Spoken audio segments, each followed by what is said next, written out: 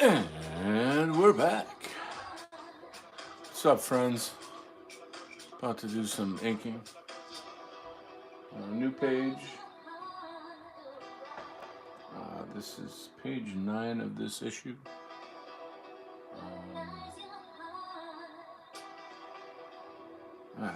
Anyway, let me get things together here. The layout set up. How have you been?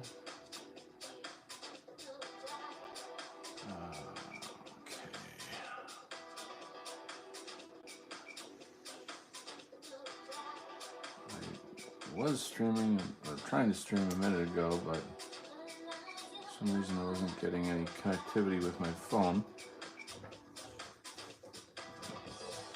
I had to turn the phone off and on to get it working again. So yeah, time for some artwork. A little bit of house music vibe in the background. It's funny because I'm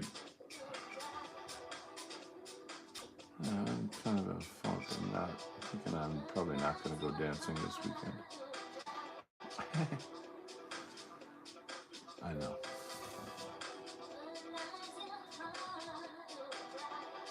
Or maybe I will. I don't know. I'm in one of those phases where like all the problems are happening simultaneously. You know, does that ever happen to you? You know, it's like they can't be parsed out one at a time. They all have to happen at the same time, you know. And then you're like, ah, shit, you know.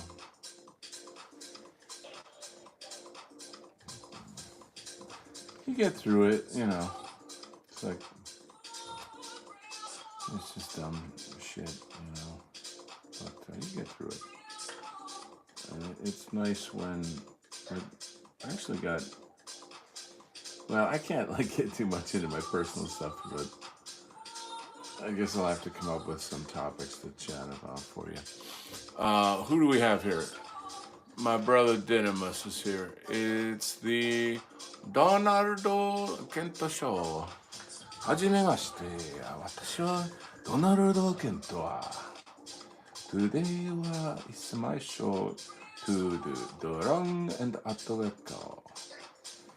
I hope you like it very much. How you doing, bud? You can see my Japanese is really improving, right? It's quite good. Hey, Robert Pyle. Heil. My brother. I just had Flash on a second ago. Maybe he'll come back. I hope so. Is that Hippocratic Oath? Dude, we're getting the band back together, man. So who plays what instrument here in this band? Actually, you guys probably already know I play bass, guitar, and I sing, I write songs. Who here did not know that? Have you guys checked out any of my music at this YouTube? And if so, I actually would really like to know what you like. That would be pretty useful to me to know. Let's do some zoom action on this shit. Let me get some details going on. Gotta move my light. It's kind of, yeah. Oh, I didn't post my comment. Fucks, I missed it. Which comment was that? It was a joke. No, it's just lame. Context. Well, it's good to have you here anyway. My channel. Good guy, that my channel. Good guy.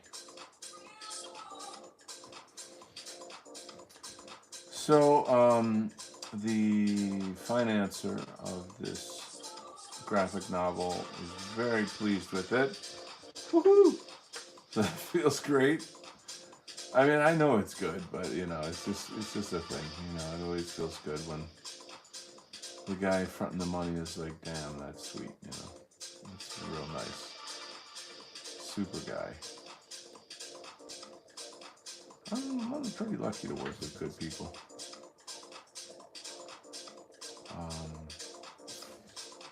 It's not always the case. I'm trying to think of different clients, like freelance stories I could sort of tell you. They're mostly okay, you know. I had one guy that was always very late in the payments, and I finally like snapped on him and was like, you know, just blasted him, you know.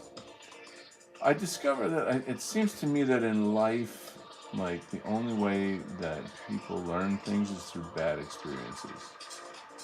You know, like when you assume that people are going to behave a certain way and be fair or this or that. And, you know, it's kind of not until you're pushed up against the wall that you realize, fuck this shit, I am not taking this, you know.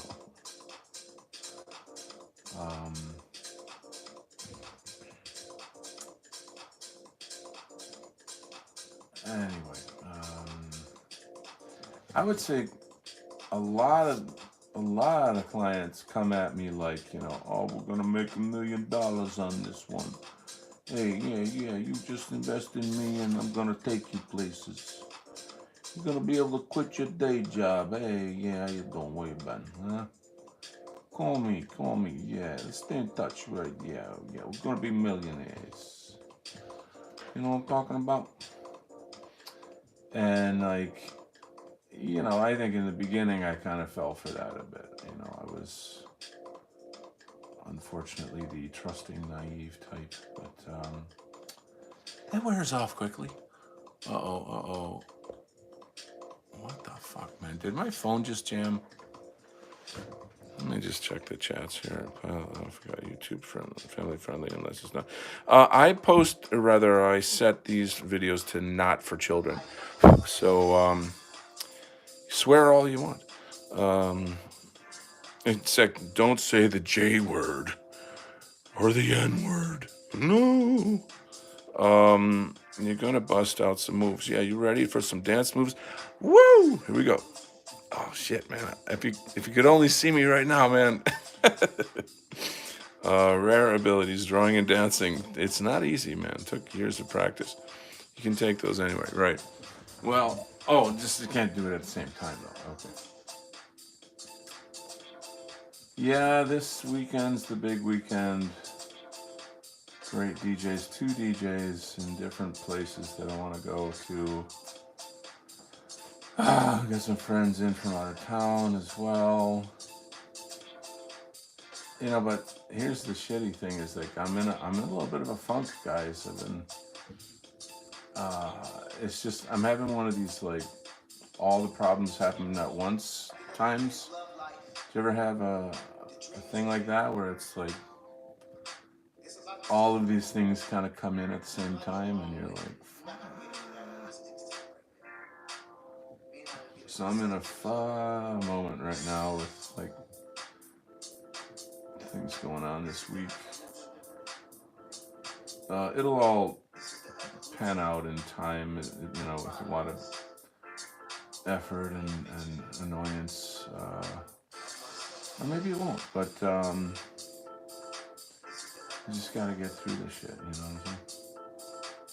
And you know, on one hand, it's like, well, that's even more reason to go dancing, you know what I'm saying? Like, give yourself a fucking break from the stress of this bullshit, you know?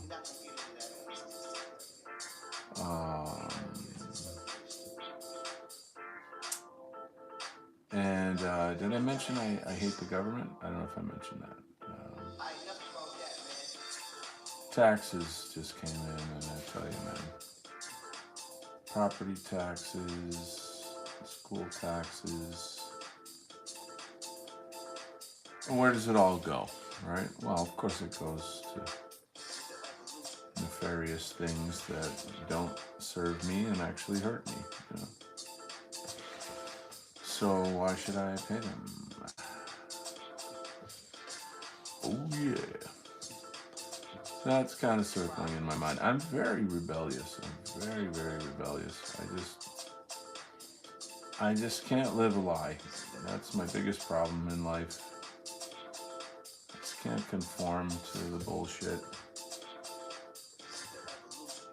Yeah, I got a problem.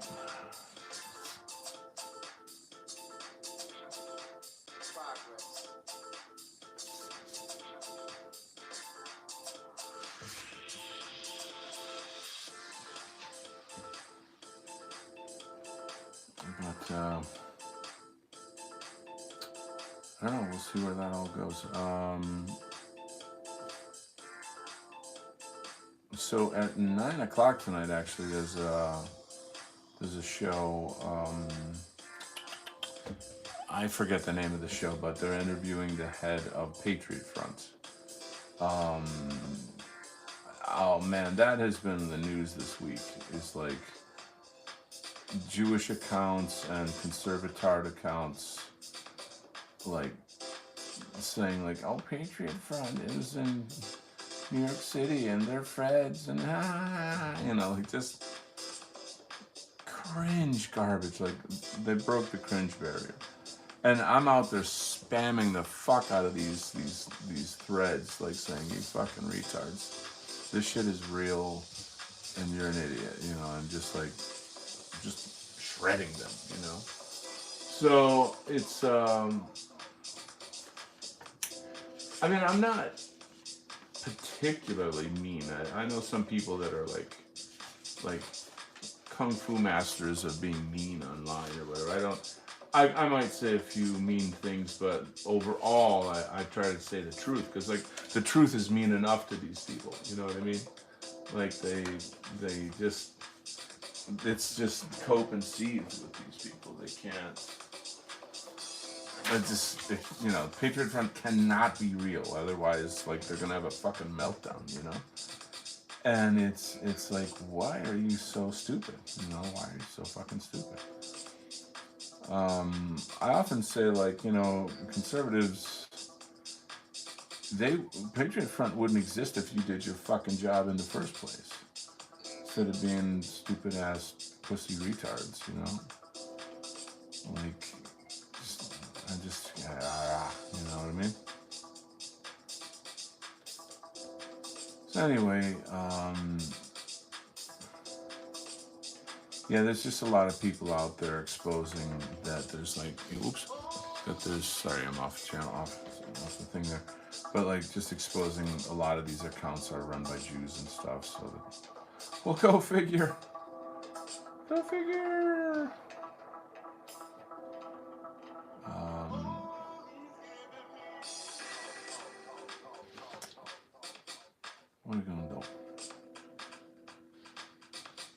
What are you gonna do? Oh, you guys are already ripping it out there. Let me take a quick peek. I can't be chatting the whole time. I gotta do some work. Robert says, "You ever watch the comedian Jim Gaffigan?" I love Jim Gaffigan. Your Italian voice, you do kind of reminds me. Dude, I can actually hear that. Yeah, it's like what's that one joke? It's about like granola bars. Hey, how are we gonna get the kids to eat the granola bars? Hey, I got an idea. We'll put the chocolate chips in them. Yeah. Put chocolate chips. Okay. And then we'll cover it with chocolate. Yeah. And then we'll take all the granola out.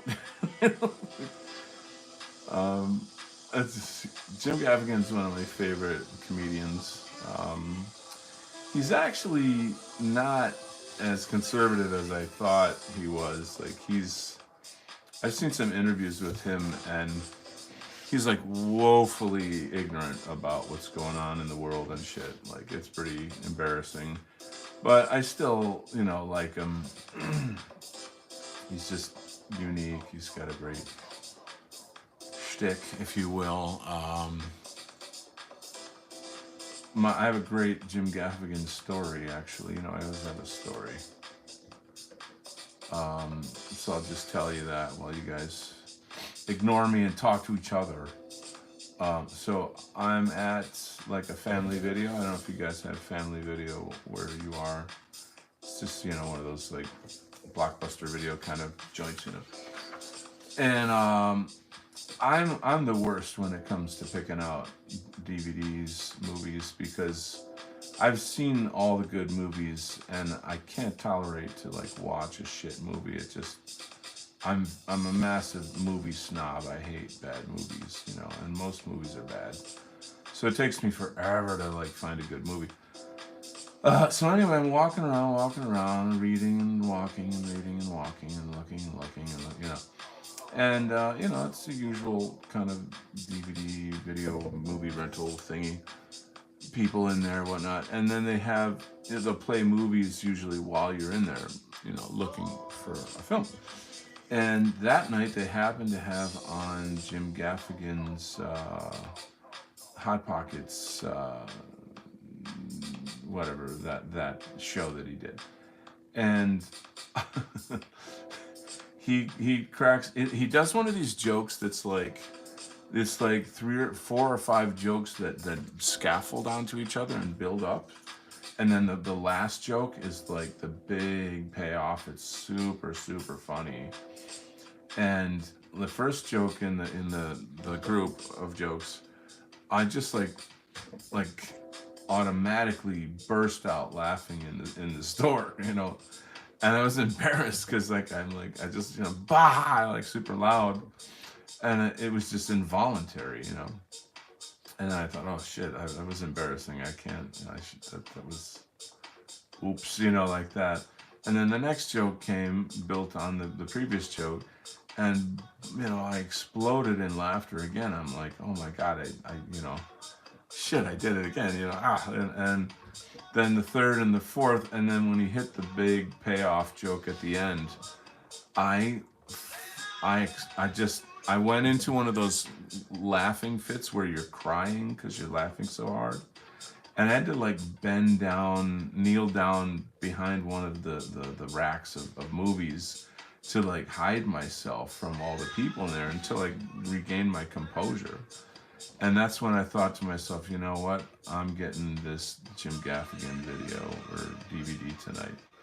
Like that's it. You know, that's what I'm getting tonight.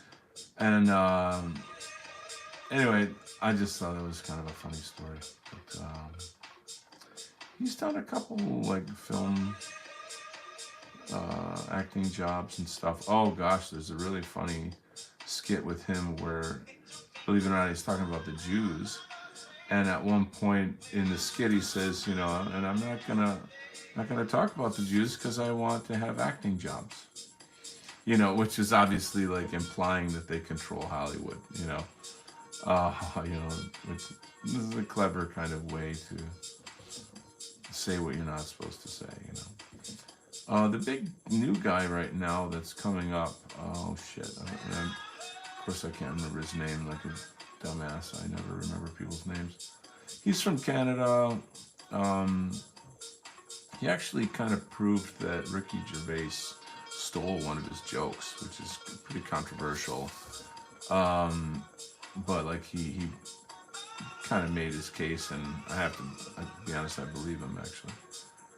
But anyways, what am I saying? Well, anyway, the point about this new guy is that his jokes are pretty racist. They're pretty racist, and surprisingly, that's what people want now. I think like that's what they want. Like, and the audience is filled with like Indians and Chinese love him especially because he does this hysterical Chinese accent. There's like a mayor in Canada who's Chinese, and he does like his impersonation of this mayor a lot, and the Chinese are very they're different in terms of like among the minorities, like they can laugh at shit like that, like they're not like all tweaked out and shit. You know what I'm trying to say? But like the things he says to like Indians specifically is like, holy shit, he just said that like in front of a group of people. Oh my god. Oh, I'll have to look up his name. But anyway, just see if you guys have any questions for me. I'm gonna pay attention. Yeah. Flash is here. No, I was the first. I know, damn it, Flash. See, my stupid phone, like, jammed on me, and I had to turn the damn thing off, and then, like, come back in. And I just, fucking technology is so stupid. What the hell is wrong with my phone? I have not received my, I ordered that, that camera that you so generously got for me, but it has not arrived yet, so. Imagine how great these streams will be when that camera arrives. So. Anyway, we're on to the next couple pages. I know, right? 6 million views.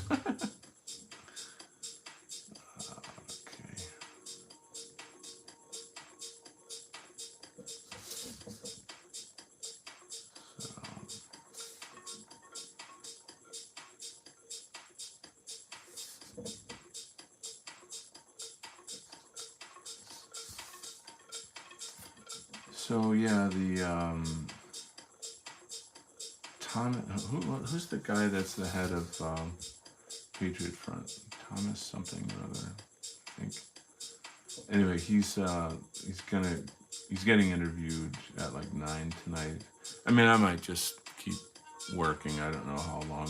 I've got 2 pages to ink here, but I'm basically going to be sticking that interview in the face of like all these stupid conservatards that you have to say that Patriot Front are feds. You know, it's gonna stick their nose in it. You know.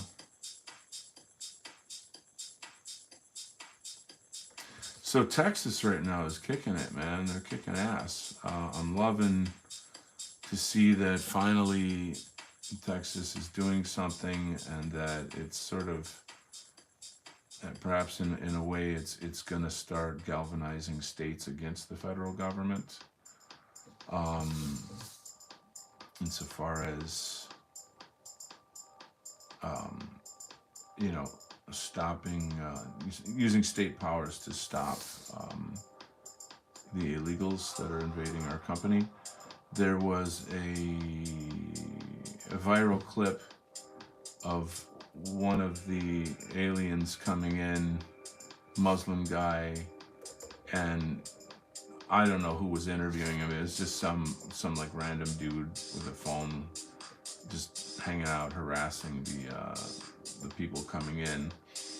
And the guy with the phone was like, "And who are you?" And he goes, and this Muslim guy is like, "Oh, soon you will know who I am, and you will know my name, and soon you will know, and I don't have to tell you." Blah, blah, blah. And you know, that stupid fucking retarded Muslim attitude that they have, and you know, people used his face to do some recognition. They did some research. Turns out he's a fucking confirmed terrorist. He's a well-known terrorist. He's a head of a terrorist organization, and has a whole spreadsheet on like all the shit this fucking retarded did. And so, you know, here he is at the border. "Oh, you will know who I am." You know, I'm like, man, I miss the days of old justice. That's all I gotta say. This whole like follow the law and be polite shit is like so gay. It's just so fucking gay, you know. In many ways, it's the failure, and I'll say this and say this and say this. It's the failure of the law enforcement because they don't want to lose their jobs. You know, our fucking country's being invaded. How can you not fucking do anything about that? It's like, it's just so infuriating, you know? So infuriating. But shit's starting to get done, so I'm pleased to see that's happening. That's a good sign. Trump just made some kind of announcement calling on other states to send whatever resources they can to help Texas, like National Guard, etc. Which is interesting because that's like he's acting like a president. You know what I mean? Like he's, you know. Now, granted, you know, I'm not gonna go down the whole road of like, oh, Trump's our guy and this. You know, I know all the sides of the story. I know, but nevertheless, it's still good to see that this is happening. It's also really good to see the shit that's going down in France and Germany, with their farmers and the revolts that are going on there. It's really, really great. I don't 100% know sort of how that'll all kind of pan out, or you know, how things specifically work in those countries regarding that. But it seems that like this type of civil disobedience where you just essentially shut down everything, you know, by like not complying, not doing whatever the work is, and not XYZ, you know. Perhaps that's a way, you know. Is that like, I think like if everybody stopped paying taxes, we would cripple the government. If literally, if the, you know, the United States, just everybody was like, we're not paying taxes until you do A, B, C, D, E, F, G. You know what I'm saying?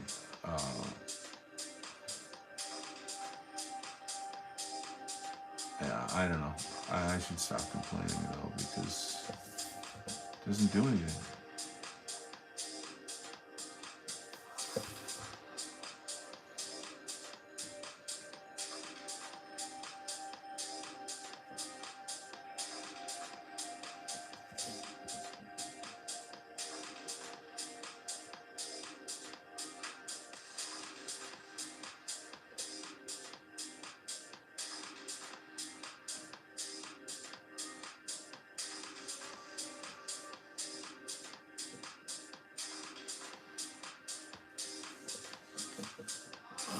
Let's see.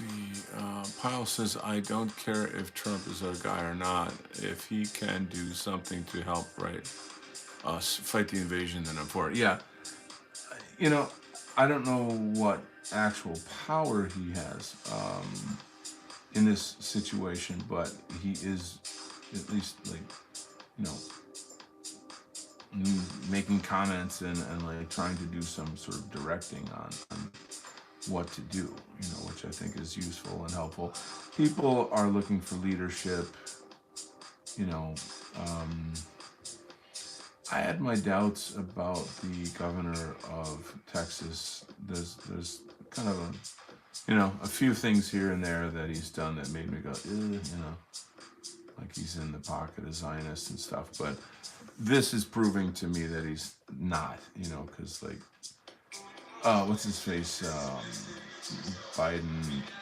What was the thing that, you know, he kind of fought back with some sort of like, you know, you're going against the federal government and da da da, and like, so right now it literally is the feds versus the states, and the governor of Texas put out a legal statement essentially saying, like, you know, when the, you know, quoting the Constitution, when the government doesn't protect the borders itself, da da da da. You know the shit. And so he's going ahead and doing what needs to be done, you know. And so like they're kicking out the feds. Like it's something to see, you know, the National Guard of Texas fighting the feds per se. I mean, I don't know that they're like physically fighting. I don't mean that per se, but how does that work? You know, when the feds are running at the area and allowing everybody to fucking come in, cutting the fucking barbed wire fences and shit. You know, how does that work? Like, the Texas Rangers come in and point their guns at them and say, get the fuck out of here? Like, how does it work, you know?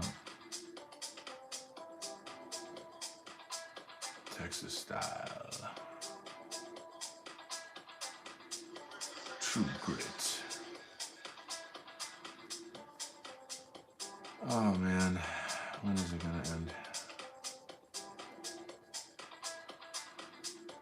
I mean, and this is nothing compared to what's going on in England and in Canada, Australia. It's so bad in those places. So unbelievably bad.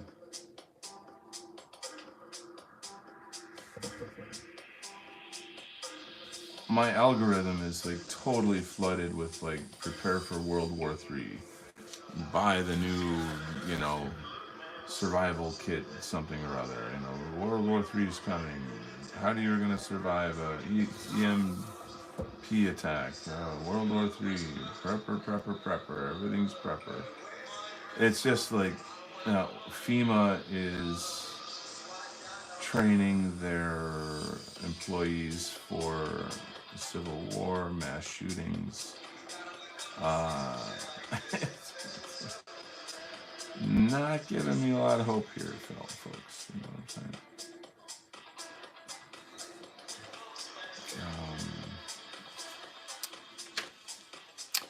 I think the only power he has right now is influence, but if he can use it, then he should.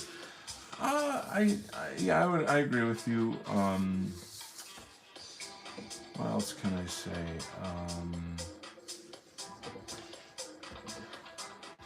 It's strange. He seems to have some kind of power. Like, I don't know for sure, but like some of the things I read, that he's somehow or another he's got like generals around him and stuff. Like, how does Trump have generals around him? What's going on with that? You know,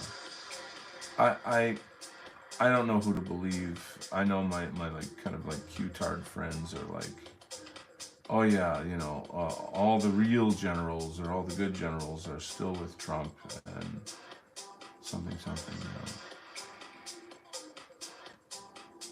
But I don't know. All I can say is we're going to need a lot of rope. We need a lot of rope, guys.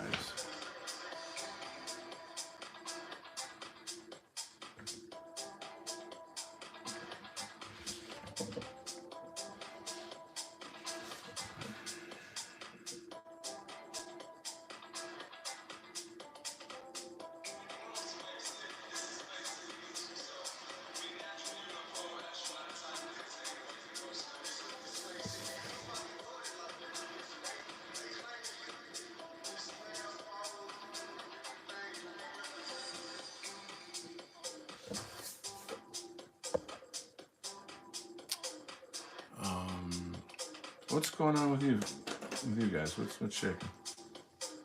Anything interesting?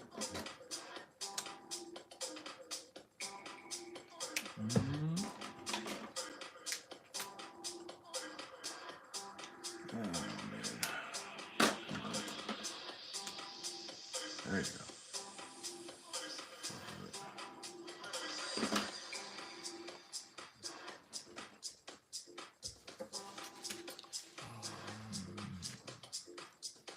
Yeah, I don't know that I feel very interesting tonight. Like sometimes I'm really funny and interesting. I don't know if I got that going on tonight so much. Maybe I can be coaxed into it. So I found this interesting. There's this girl that follows me on Instagram. And she's actually kind of a L-word liberal, but she's really like anti-Israel. So I'm like, all right, well, we relate on something, you know. And she loves my videos and shit, and I'm like, you know. So what am I saying here? So like, I checked out some of her stuff that she posts or whatever, and was like mortified. I was like, ugh, this is so far off of like, you know, this is like pretty bad stuff. And anyway, one of the things that I found interesting though, there was this. I've been having a lot of discussion with people about like the problems between men and women, and like what's going on, how can it be fixed, you know, all of that kind of shit, you know.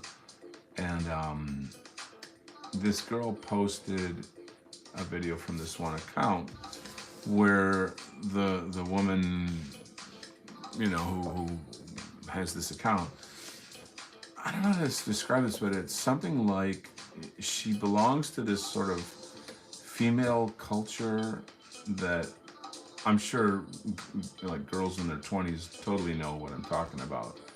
But to me, it's like, you know, it's off the radar. And it's a type of alliance that women have to sort of behave in a certain way. I'm talking about like 20-year-old pick-me-ho type, you know, girls, I guess. And where they're trying to angle the game against men, basically, where they just want to be totally unaccountable and like complete e-girl, like, I'd say it, but like sluts and shit like that. And I'm not like one of these judgy, like it's just not a sort of a thing that I think about much, you know. What I do think about is, you know, how men and women can get along better and treat each other fairly, you know. And the shit that she was saying was like shocking the hell out of me. Just like that there's some form of organized cultural strategy with these girls to, you know, kind of get everything they want and like take everything they want from men and not have any respect for men, and just this, it's sort of weird and creepy. I was shocked at how negative it was. This sort of like, you know, the essential idea is that it's sort of based on the premise that like men rule us and we can't allow that, and therefore we have to break all of the sexual norms in order to be free from the patriarchy. So, you know, there's something of this nature, you know.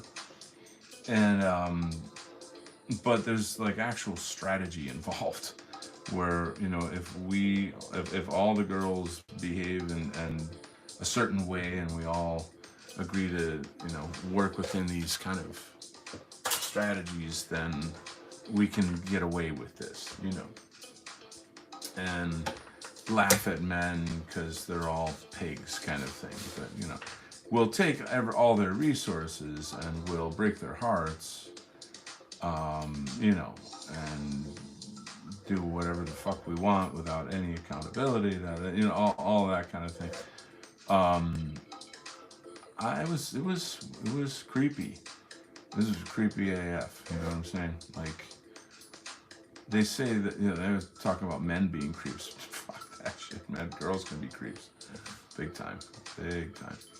And this particular girl with her, like, slutty photos and shit. And it's like, I don't like talking like that. That's not really me. You know, I don't make someone else's sort of how they act and behave my business so much, you know.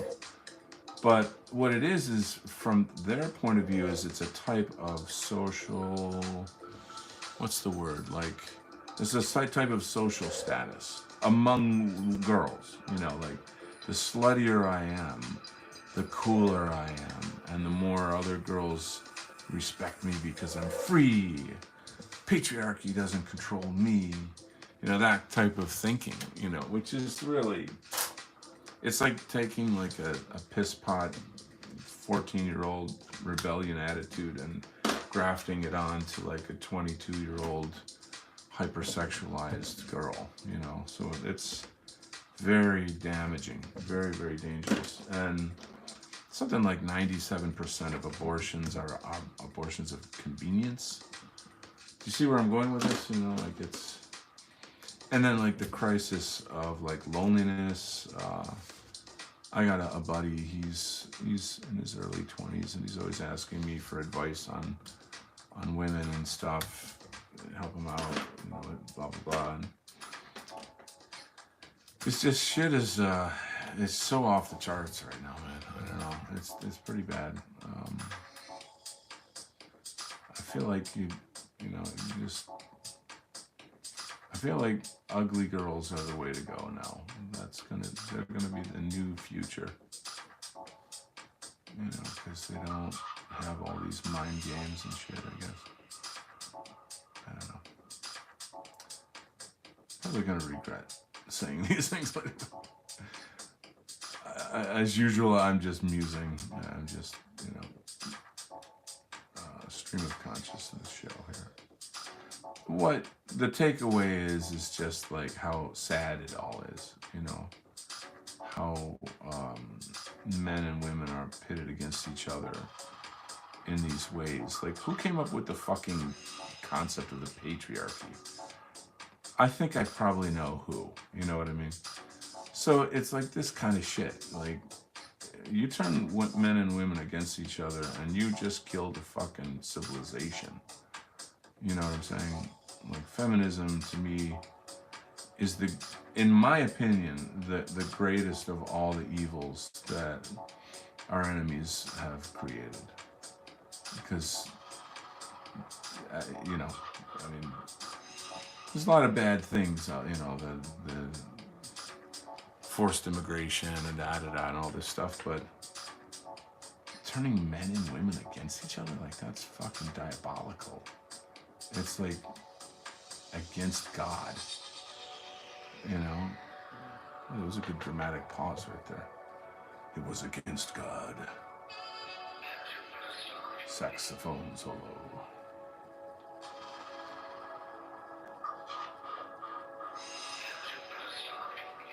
Yeah, it just also kind of reminds me, like, there was a girl on the club scene that I used to hang out with.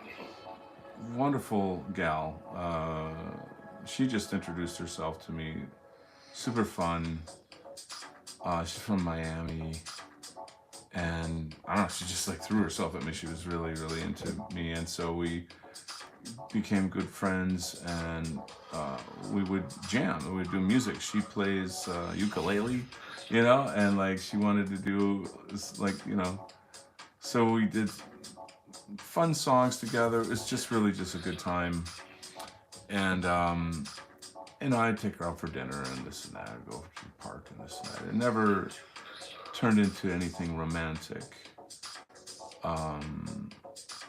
I kind of was a little stupid because, like, it wasn't until much later that I finally realized that she really wanted to be with me, and I guess it's mainly because she wasn't, like, for one, she's a little on the young side for me, but I don't know, it wasn't on my radar that I wanted her. So like, I didn't make any kind of moves and stuff. She ended up like cock blocking me on another occasion, but that's another story. Whoa, we're getting spicy tonight on the Donald Kent Show. Where am I going with this? The point of the story is that she later went on to be like, what's the word? What are those girls that you pay money? OnlyFans. She became an OnlyFans girl. And when I met her, she wasn't like that. Like, she was just more wholesome and pure and just positive vibes. And then it just got weirder and weirder, and like she started dating this super creepy DJ guy, very, very low energy, like druggy, weirdo, low energy type shit. And then one day out of nowhere, she's like, "Oh, I'm bisexual," and I'm like, "No, you're not." Like, "No, you're not." Like, that's just some fucking.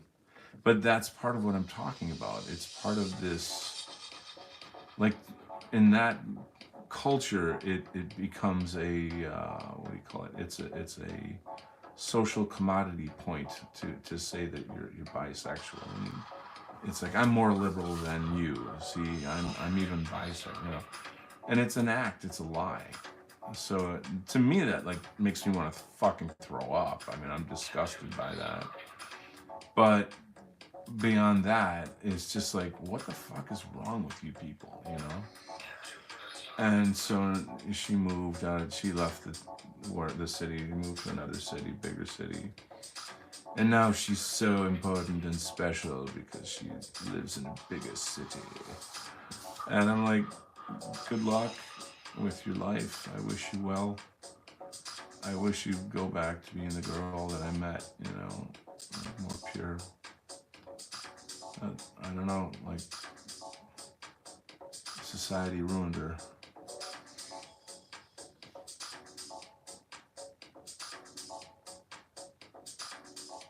Maybe I should have dated her. Maybe I could have stopped that. Wow, shit. Oh, now I feel terrible. Oh, fuck. Oh, God, what a horrible thought. I mean, she was crazy hot. Cray hot. But it's not, not all about being hot, you know. Oh, well. Mostly she was just a lot of fun. Like, we just had like this was like a zany fun, like house music fun, you know. Goofy, dancing, happy time fun. Ah, the times are changing.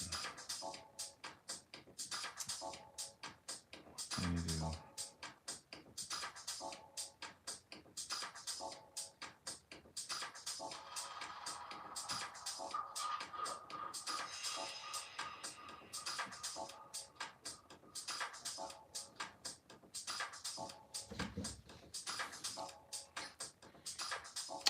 So I'm going to check the chat a tiny bit here. Let's see what you guys are talking about. I'm going to go back a bit.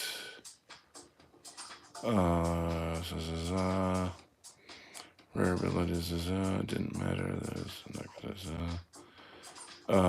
Yeah, don't pay. Rescind your signature with the IRS. I always sign exempt anyway. Never done the rescission. Been hearing about it though. Yeah.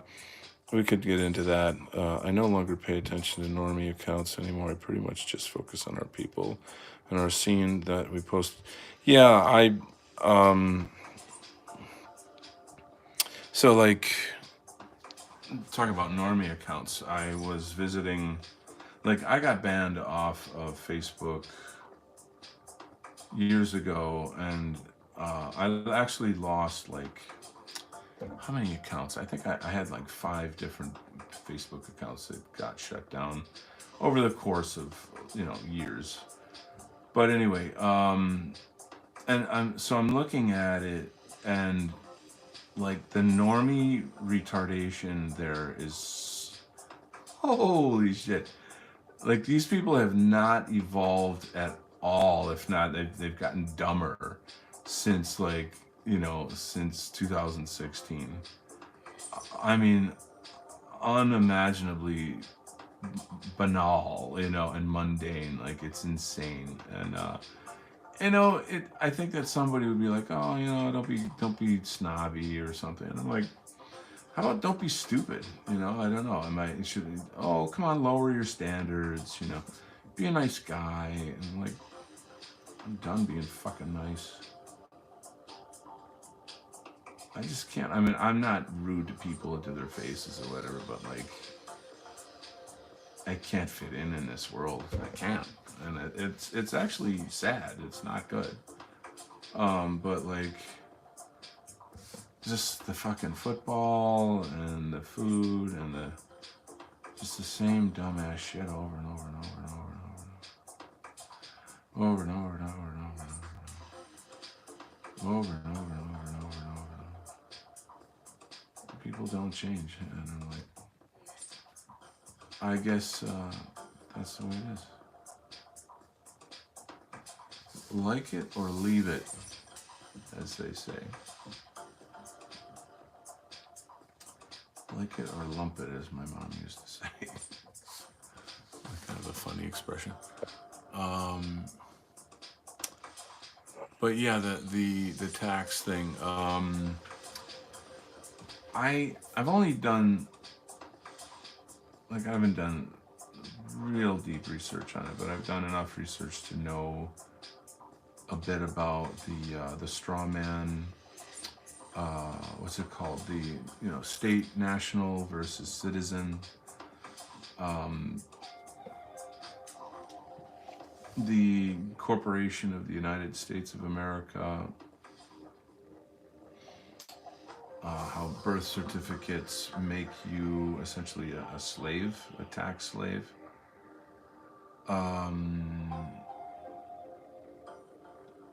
And all of the machinations of like changing your political relationship to the United States government. So I would like to do that. I'm very, very wary or very cautious about it. I don't know. I don't want any surprises. I don't want to be like, all right, I filed my paperwork and I'm free, yay, and da da da, and then like I get some big surprise that's like, oh shit, how do I deal with this? How do I handle this? It based on the stuff that I've seen about people who do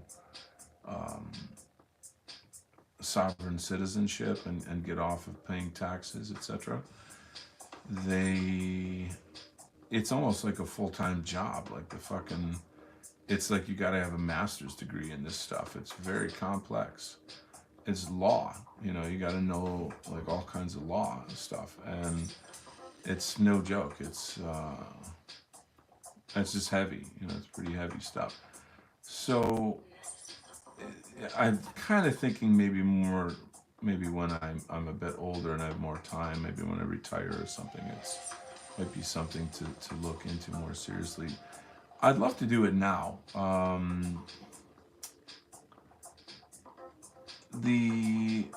don't know how to say it. Like there's it's an anti-government culture. I get that, but the thing is, it's not illegal, and it's not immoral, and you're not hurting anybody, other than I guess the government, which is your slave master. So like, of course they don't want you to be free. They don't want you to know that you don't have to pay taxes. That's their whole, it's a mafia. It's a fucking cartel. They exist on our taxes. Our taxes are paying for the invasion at the fucking border. Okay, you are paying to be fucking destroyed, asshole. Your labors are paying for the death of America. And so, it's obvious that, like, we should fucking do something about it.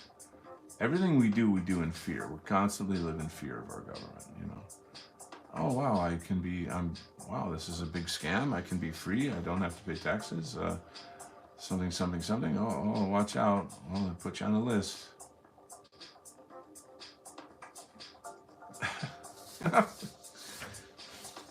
It's just, it's just like, at what point do you get tired of, like, I don't know, just like everything being a fucking lie, I don't know.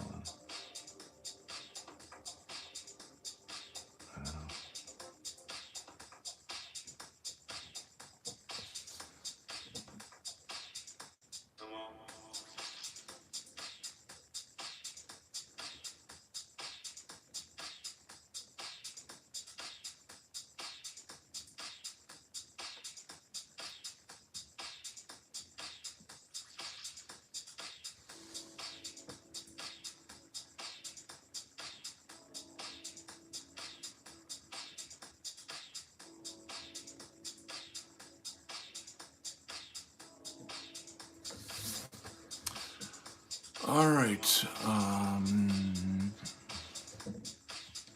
There's a good bit of resources out there for this kind of stuff.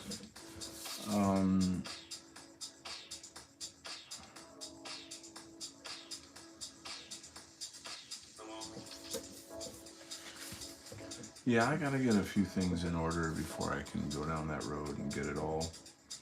Start actually sitting down and really looking at the paperwork and everything.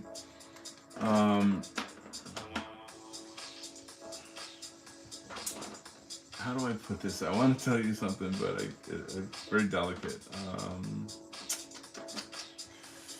How can I speak the truth? It's come to my knowledge that law enforcement gets they get, what do you call it? Like, what the fuck would you call it? Like, education, essentially, like training on, things that you need to know, like newsletters and, shit that you need to know for your job in law enforcement. And one of the things that law enforcement are taught is that people who sign up for and become sovereign citizens, they're cops, law enforcement, they're told that these people are, I don't know what the word is that I'm looking for. They are, I don't know if I can say potential or definite, like, problems. I'd have to go back and look at the paperwork that I was shown for this, but that, like, if you ever, let's say, the newsletter saying, like, if you're ever to encounter somebody who is a sovereign citizen or something, these are crazy conspiracy theorists who believe that they don't have to pay taxes and they're anti-government loonies. Watch out, beware of these people. They could be dangerous. They're blah, blah, blah, blah, blah. And essentially what the government, or not the government, what law enforcement is doing is kind of like propagandizing police officers to believe that these people are dangerous.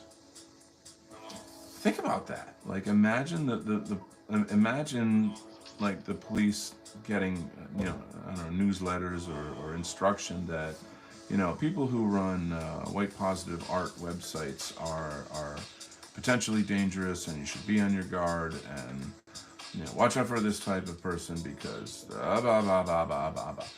And it's like based on what, like it, and, Joe Bag of Donuts police officer, he's gonna read it and think like, okay, this is what it says here. I better watch my back. Like, these people are dangerous. If I'm gonna have to deal with somebody who does this, then I'm gonna be on my guard.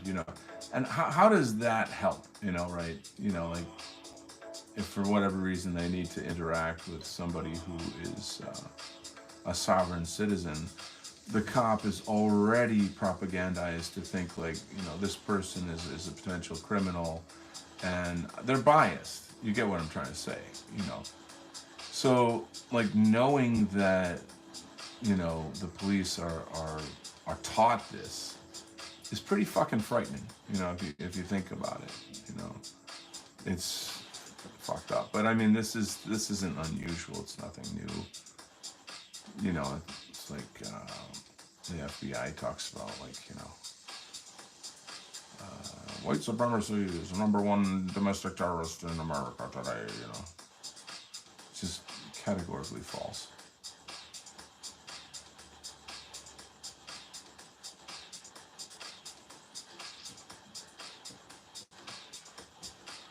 I just realized I need to look at some reference material for that. I'm going to have to move on from that particular part. Hey, is that Western Kind? Woohoo! Alright, getting the band together.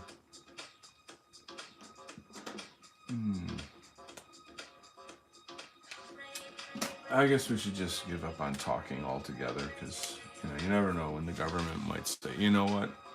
We don't like that topic, and we're going to make it illegal to talk about it. That technically is what's happening in Ireland right now.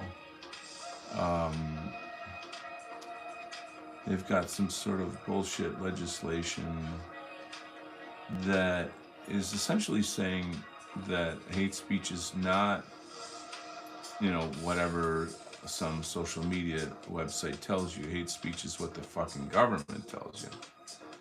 And that means that, they dictate, they determine what you can and cannot say. This is dystopian. This is totally dystopian.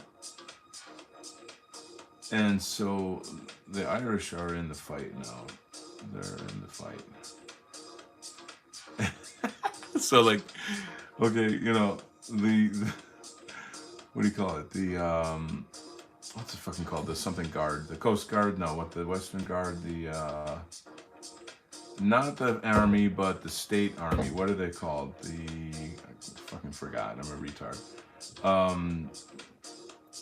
Anyway, in Texas, they're shutting down the border. They're kicking out the feds, and following the rules of the law. The state law and the Constitution law. In Ireland, groups of people just go and burn down the hotels. They burn the buses. That's called fucking revolution right there. That's called revolution right there, folks.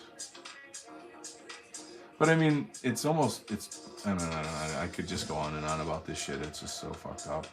It's horrible. And we wouldn't have to do this if the government did their fucking job. Oh, you better delete this video when it's done.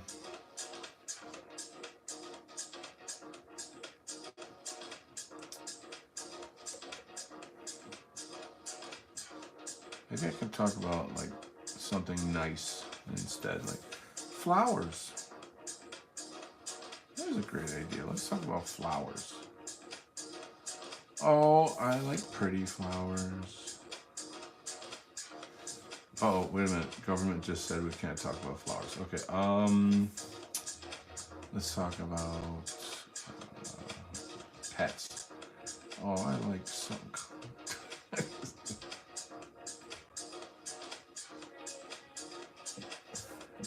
1984, folks. Anybody see the film 1984? With, is it John Hurt? We can talk about kittens. Yeah, kittens are so cute. I'm not a cat guy, to be honest with you. I don't hate cats, but I don't like cats, if you know what I mean.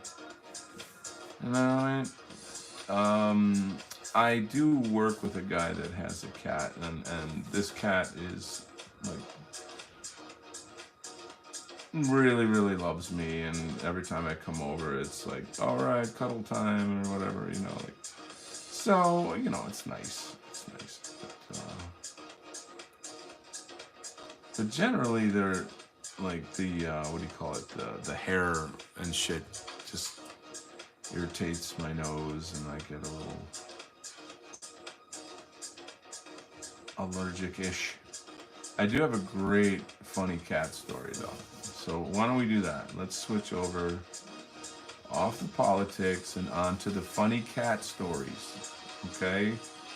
And finally, my Fed handlers can, like, take a little break, You don't have to worry. You don't have to take any notes for a little while. So, I have a friend in college who lived in Eastern Europe, and fascinating guy, great friend, really into history and stuff. Had a big influence on me, actually, when I was young. Anyway, so he moves back from Eastern Europe. I'm still in college at the time. Maybe I'll zoom out of this a touch so you can see. And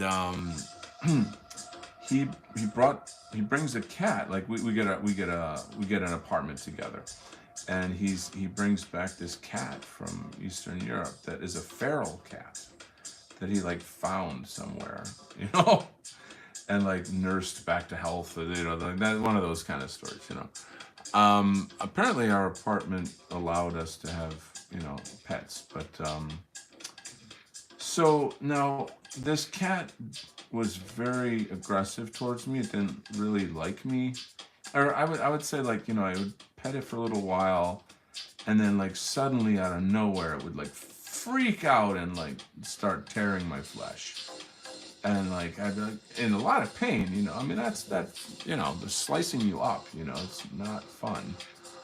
So I kind of hated that cat. I was like, fuck this. But for some reason, it would always want to come into my room and then, like, kind of harass me and scratch me and fuck around with me and shit. So I had to kind of, make sure that my door was shut all the way. And it's just irritating. I don't know. I just kind of hated it. It was sort of the beginning of my hatred of cats right there. So one day, I remember it was summer, and for some reason I was napping. I just needed a nap, I guess. And the sun's going down. It's got that nice orangish, goldish light coming in the window, and I'm just happily drifting off into nappy nap land. And I'm sleeping pretty deeply. I'm laying on my back and deep asleep. I don't even remember that I was dreaming or anything. And then suddenly I feel like a little cool breeze on my nose. I'm like, what the fuck is that? And I just open my eyes, and right in front of my face, I see this gigantic alien face with these giant eyes staring straight into my eyes. And I go, ah! I jump up, like, as you would in a situation like that. And it's the cat had snuck into my room and was sitting on my chest, watching me sleep. And when I went, wah, and flipped out, the cat flipped out and, like, jumped backwards off of my chest, like 5 feet in the air, and, like, scampered and scurried away. And I mean, I guess if you saw me describe the story, it would be more funny, because it's like a physical humor kind of joke.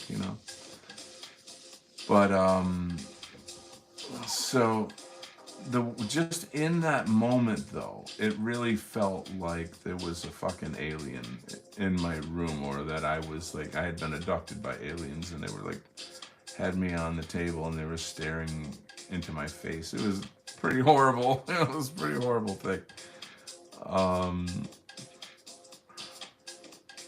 I hope that story entertained you. And now back to politics. The fucking government, blah, blah, blah. No, I'm just kidding.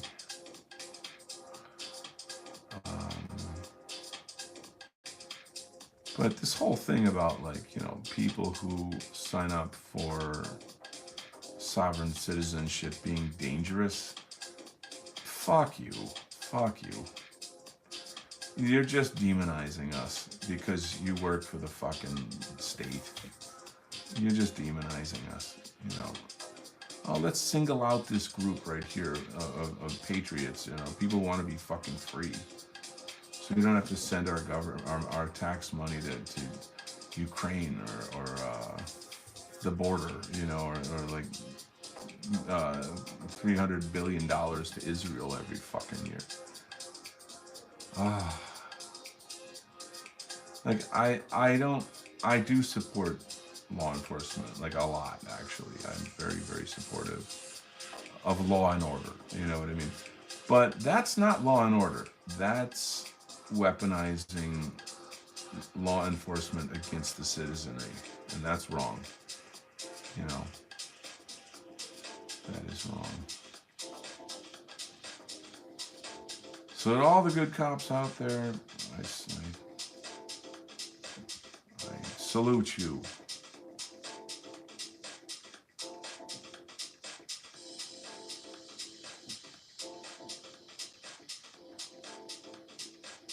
Oh, this is kind of cool. I'm just digging this. Let's take a look at the Chatteroony. I seen the 80s versions of 1984 years ago. I heard there was the older version from 50s. Yeah, the '50s one. Well, I like the '80s one. I think that's a work of art. It's very hard to watch, but it's excellent. It's a true work of art. I had a mean cat growing up. When I was a kid, it looked like the cat church from Pet Cemetery. All the friends used to call it that. Haha. Donald, have you checked Vimeo recently? Have I checked Vimeo recently? For what?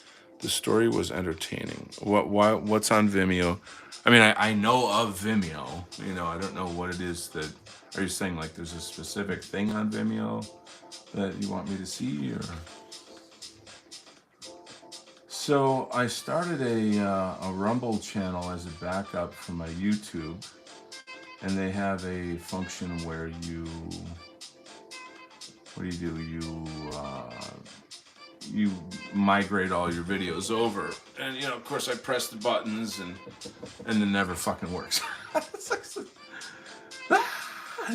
like in the end, I'm really just gonna be like a mountain man in the woods, because I can't take it anymore. I'm like done with fucking technology. I'll just be like, learn how to send smoke signals or something. I'm just hanging out with the Bigfoot. Like, dudes, you got it. You were right all along. Fuck technology, man. This is a pain in the ass.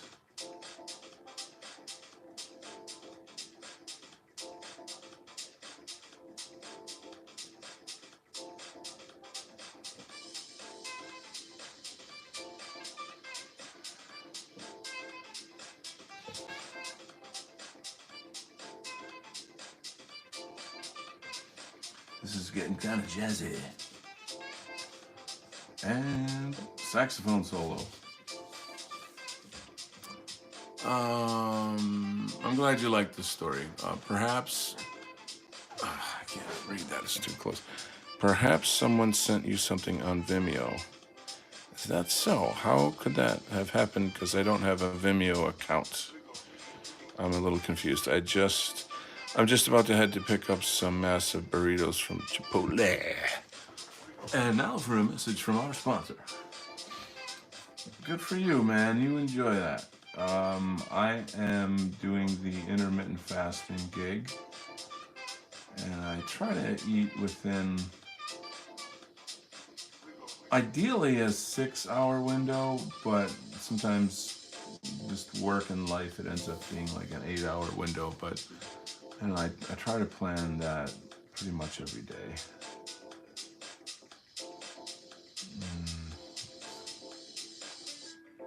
Das ist gut.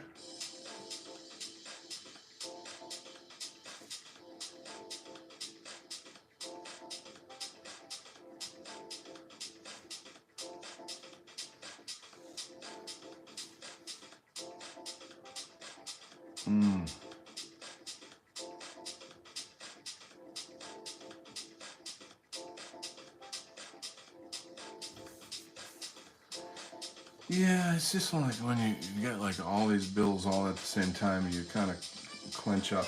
You're like, shit, maybe I shouldn't go out, or maybe I shouldn't do this, or maybe I shouldn't do that. I'm just gonna stay home and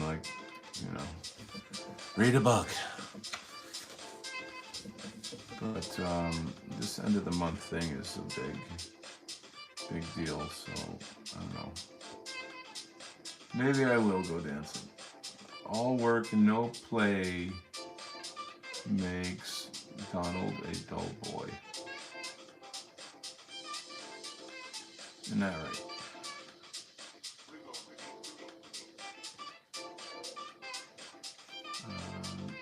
I did finally go jamming with my friends. We were talking about that a few shows ago.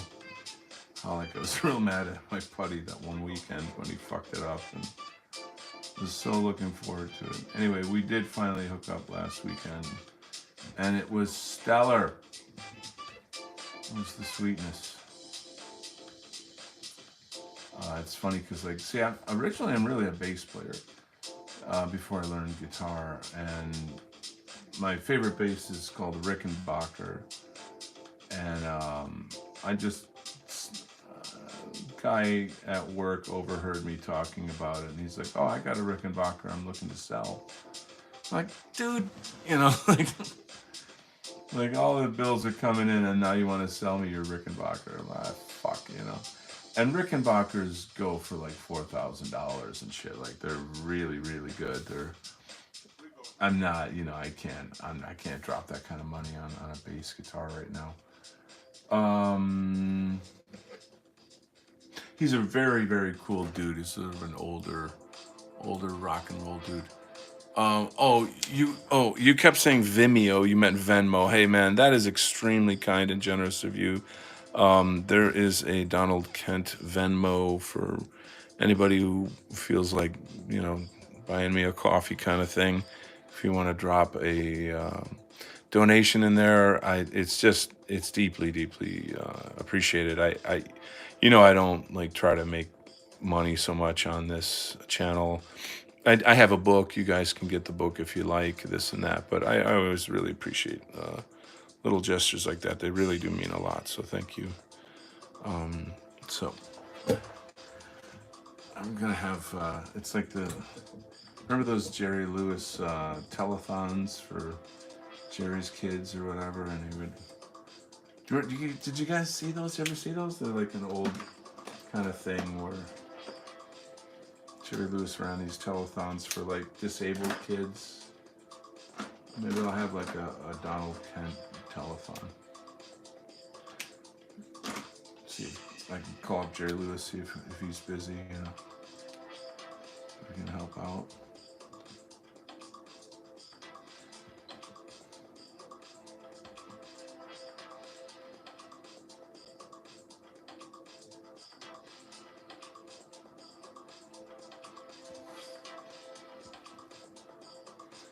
Getting into some reptilian action here, guys.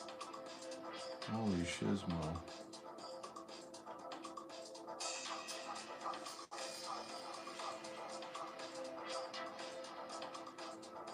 Oh, yes.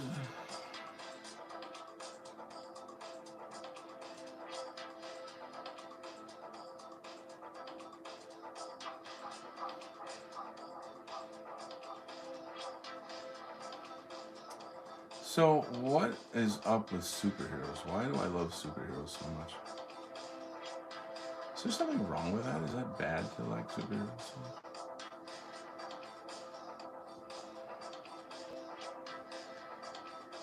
I don't think so.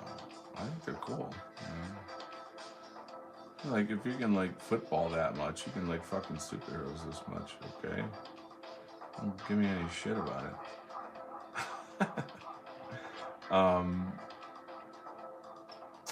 I like to think of superheroes as like American mythology. One time I mentioned like, oh, Americans don't have mythology, and we have superheroes, and somebody was like, oh no, we do have, Europe has lots of mythology. That is, and I was like, oh, okay, I take that back. But I think you guys know kind of what I'm saying, though.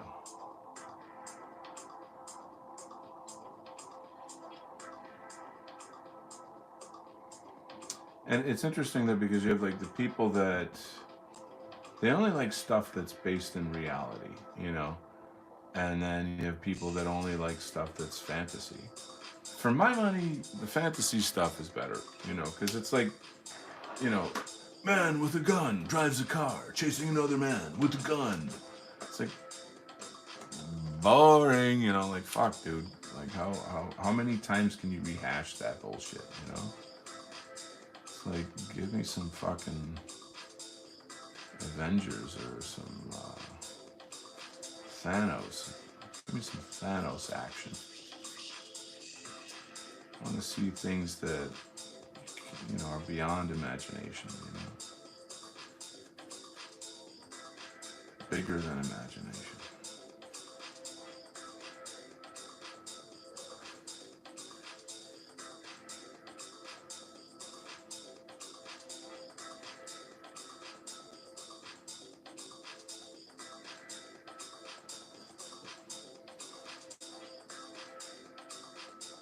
But there's always people there to make you feel ashamed of it,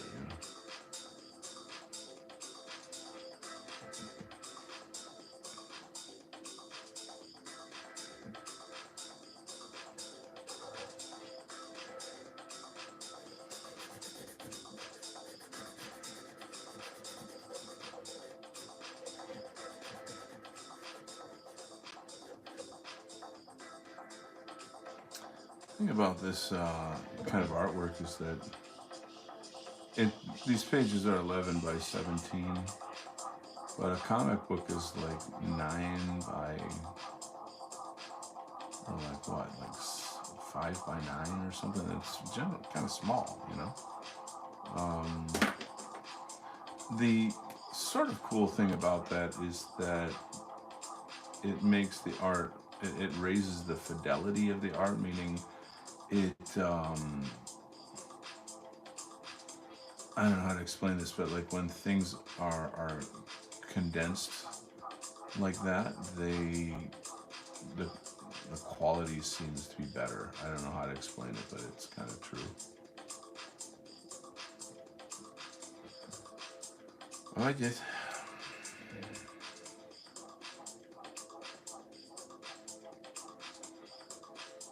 I often think like if I like, let's say when I went to fine art college, if I had gone to like comic book college, you know, there is one in New Jersey. Name slipping my mind right now. Joe Kubert School, and you go to this school, and you pretty much, and I would almost say, well, maybe not now because there's too many people doing it, but you know, when I was in college, I probably could have been guaranteed some work at like Marvel or DC, you know, just because like there weren't that many people into this at the time. Um,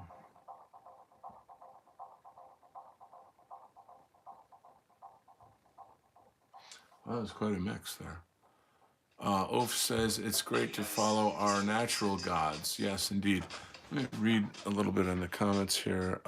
Be right back. Uh, let's read some comments here. Venmo. Take a break. Copy. It's like people watching sports on TV instead of stuff that they can't have IRL. I don't get that. Yeah. It is wrong to like Ares or Thor. Is it wrong to iconoclasm was a failure? It's great to follow our natural gods. So it's always, you know, wandering into the religious waters here that becomes a bit divisive as a topic. But it's funny because, you know, there's that saying like, don't talk about politics or religion. And I'm like, what do you mean? Those are the most important things to talk about. Like, are they not? You know, are they not? You know, like the soul, like liberty and the future of your soul. Don't talk about those things. Like what? You know, like those are. We should be talking about those things. You know, I can see, of course, how people are not going to agree on things, but I don't know. Does that mean we shouldn't talk about them? You know, I don't know. If someone's like, you know what, I'm totally set in my ways and I'm not going to change, in that case, fine. Like, don't talk about it. You know, like if that's really, you know, that's where you're at or whatever. That's, you know, that's your choice. You know. But as for me, I'm deeply, deeply interested in these things. I just discovered a really, really good Gnosticism channel last night. The algorithm just, you know, pulled it up for me, I guess. I got very lucky. And I'm super, super excited about it because it's very hard to find channels on Gnosticism. I mean, I've been looking. There's one guy out there that is a massive goofball.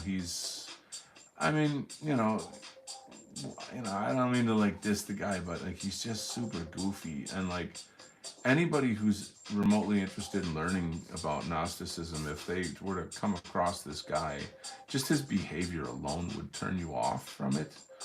You know what I'm talking about? You know those kind of people, you know. And I'm like, yeah, dude, you know. And he was debated. Who did he debate?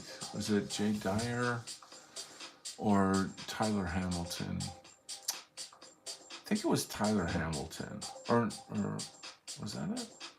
It was, yeah, it was Tyler Hamilton, and Tyler like swept the floor with him. Now Tyler is, he's Catholic, but my point is that it's not that he's Catholic; it's that he is extremely well versed, and he knows how to handle himself in a debate. He's very, very, very bright. And he's also like got a good heart. Like his heart's in the right place. So like he's not the kind of guy who will like insult you or cut you off or try to entrap you in some or blah blah blah, like the dumbass shit that people do a lot of the time.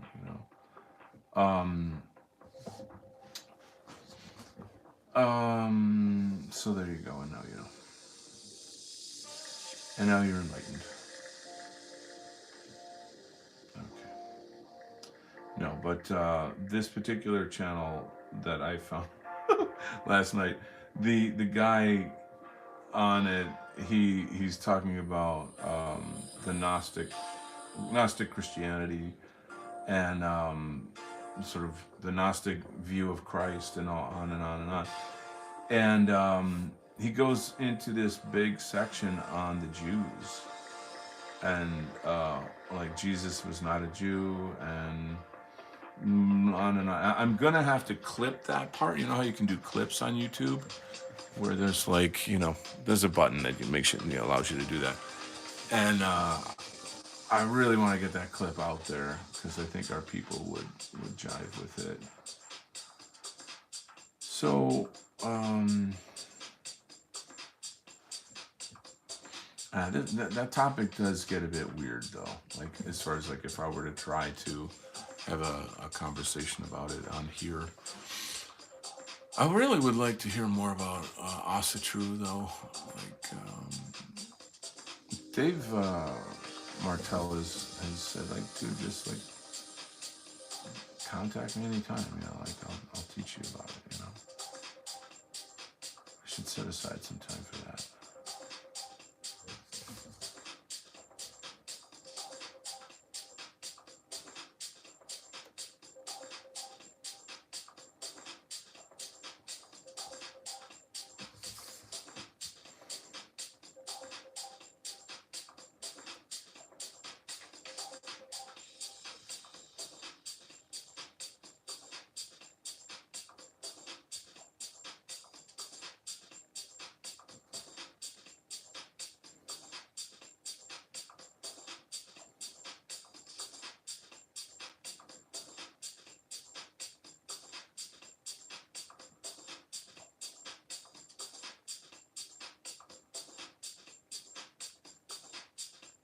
You guys want me to change the music? Are you okay with this?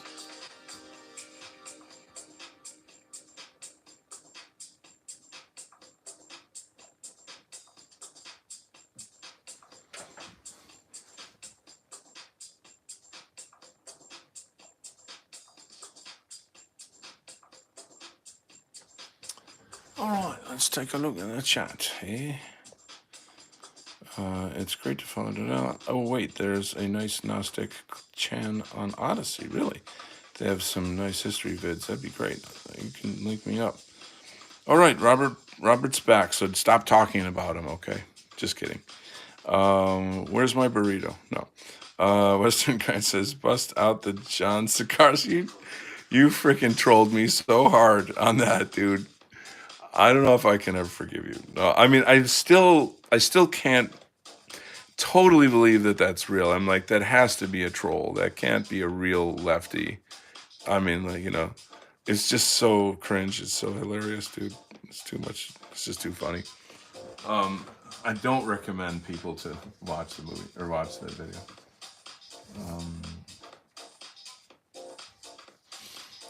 Anyway, what does Robert say? Yes.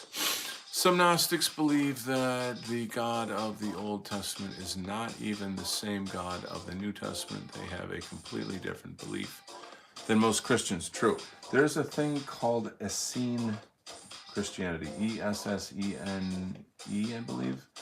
I think anyone who is a Christian or biblical historian should know what Essene Christianity is. That's not like wacky out there stuff. And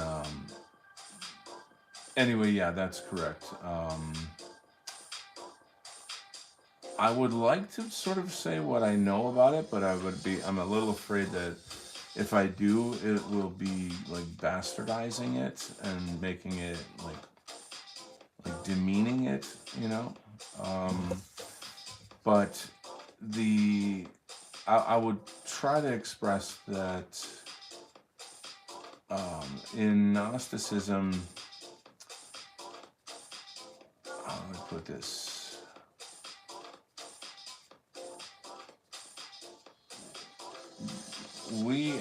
How am I going to say this? Like, we are still connected to God insofar as, how can I put this? I can't talk intelligently on this topic, so I probably better shut up. Like, I'm still learning about it. I know like a good bit. I know about enough about it to know that I would call myself a Gnostic. I would do that, you know. But I'm not quite at the point where I could like explain it in the sense of like it's pretty complex, but it's not like impossible or whatever. I just don't want to do a shitty job of it. I don't want to be like, so like it's like this man and then dude and something la la la. I mean it's very very serious shit. So you don't treat it like casually. You know what I'm saying? There's the thing that I find like significant and important about it is the notion of reincarnation within it, that people are reincarnated within the system that is controlled by what's called the demiurge. And I am not even sure if Yahweh is not the demiurge. I sometimes wonder that myself. But this concept of reincarnation in this world is such that it's a soul prison. And you guys know I have a background in Buddhism, so like this is exactly like it's parallel. And I would almost say that Buddhism is just Eastern Gnosticism. Zoroastrianism is Persian Gnosticism. You know, it's not exclusively a Christian thing. You know, it's expanded across you know, East and West. So it's pretty astonishing once you get to understand it.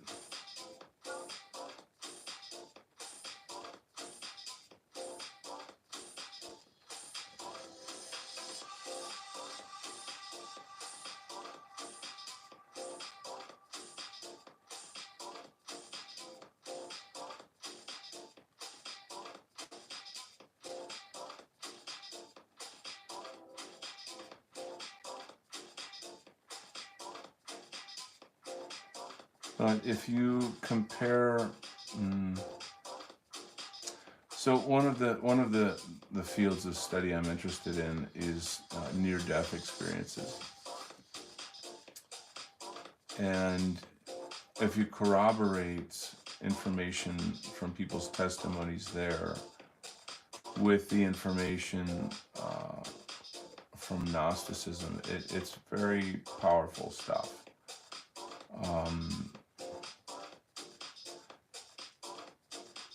I think that like you kind of have to go through a type of a phase where like you've done enough research on a thing where you're no longer doubtful about it. You know, you're no longer in the zone of like, well, am I going to sound weird if I talk about this? It's like, I know enough about UFOs now that I can talk very easily about it. But there was a time when I was like, oh, I should hide my knowledge about this because people will think I'm weird. You know what I'm saying? So the same goes for supernatural things. If you are a serious student of these topics, I always call myself a student. I'm not a master. I learn and I study, you know. So just to make that clear. So if you're a serious student of these things, you do the math, you do the kind of the research that needs to be done, and then you put it together, you know. And then you connect the dots and you realize, okay, this makes sense. This I believe X, Y, Z, P, Q, all the rest of it. So, yeah, So why I don't talk too much about Gnosticism specifically is because it spans a lot of different geographical areas and historic times, and it's complex in that regard. So.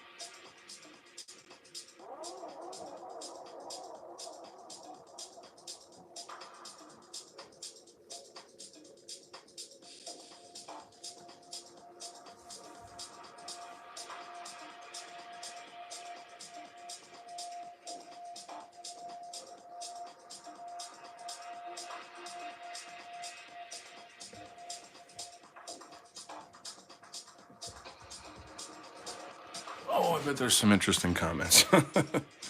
Yeah, it sounds like Robert looks like he's done some reading on this. So yeah, I'm gonna get into this in a second here. Gnostics, Western Kind says, go browse his channel. He has a new video with sock puppets. Oh God, and everything. He's in for the long haul. Yeah, no doubt. Robert says, from what I understand, El is the proto-god to Yahweh. I've heard about that as well. Both are mentioned in the Bible, and the Old Testament stories have to do with many different gods that later became the same monolithic God, Yahweh. Yeah, there's this Greek woman who she's got some books out about, who is the God of the Bible, who is Yahweh, and she does some very, very deep dives on the origins of Yahweh. I was talking to one of my Christian friends saying, if they could just cut off the Old Testament, and just use the New Testament, I think that'd be the better form of Christianity. And he was like, guffaw, like, oh, you can't do that, And I'm like, why? Why? You're not Jewish. Why should you? This is like I don't know how many, 3,000 years ago, 5,000 years ago in the desert. Like, how the fuck, okay, it's got parables. So what? So does every other, culture. We have parables here and there. Whatever. Not. I don't have a dog in that fight. Oaf says, I only talk to weird people. Good. There's no time left to talk to NPCs. Thank you. I appreciate that. I agree with you. So I always say that Jesus is, from my perspective, but like he's another Buddha. The teachings for me are just too couched in like it's just not clear. There's just too much. I need something that's really clear and simple and easy to understand and to practice. That's essentially where I'm coming from. That's my angle, And it's not that the teachings are that hard to understand or whatever, but I don't know. It's like if I'm gonna draw and talk about this, I have to do one or the other. I can't do both, because I'd have to really dig into this topic.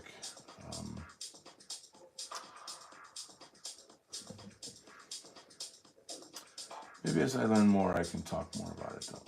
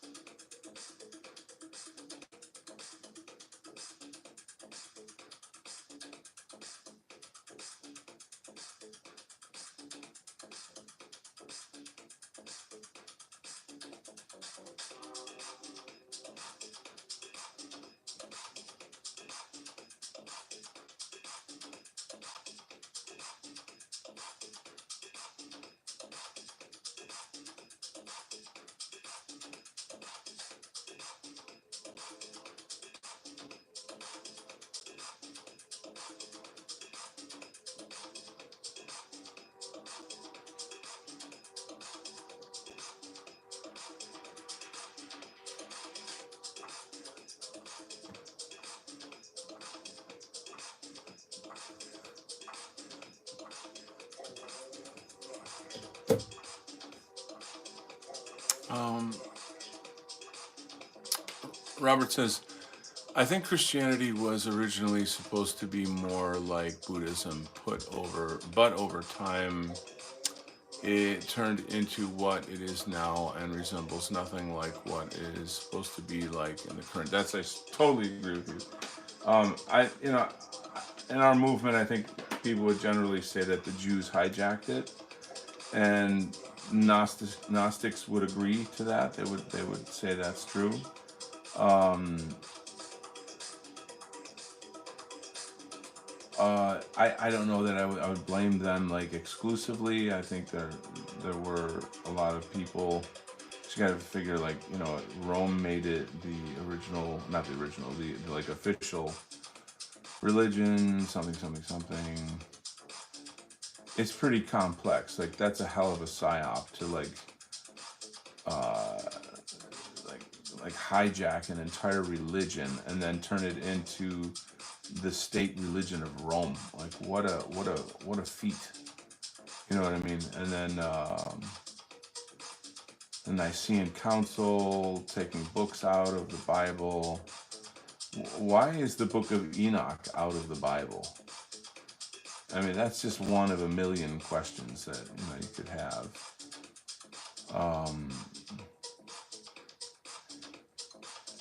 It essentially positions the church as the median between man and God, and there is no median between man and God. God is within you. If you need a church to show you God, then you're lost. You're done. You're finished. It's over. Your soul has no hope. It's very bad, and I think in some way that's the point of it, is to like. Now, I'm not saying that Christianity doesn't work as a religious modality. I'm quite sure there's very many like extremely sincere and very spiritual Christians,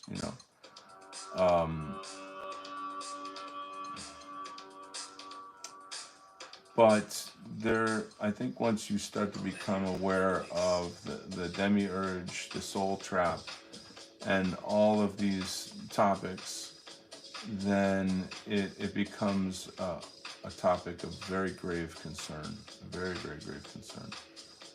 Are you guys familiar with the archons? Do you know what the archons are? I'll be very impressed if anyone here knows what the archons are.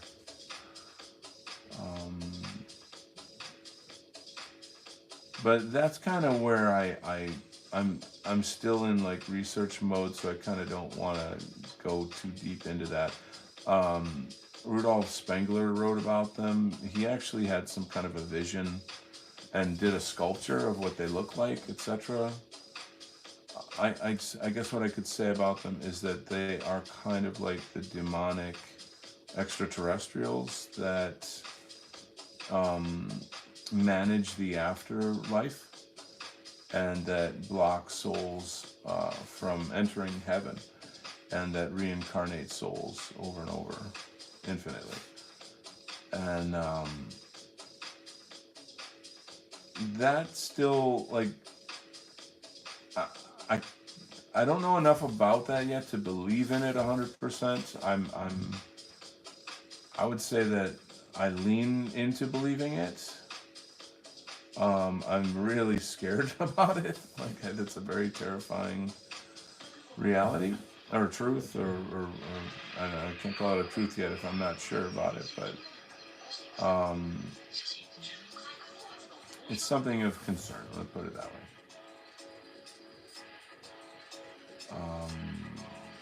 But we'll see. We'll see how that goes.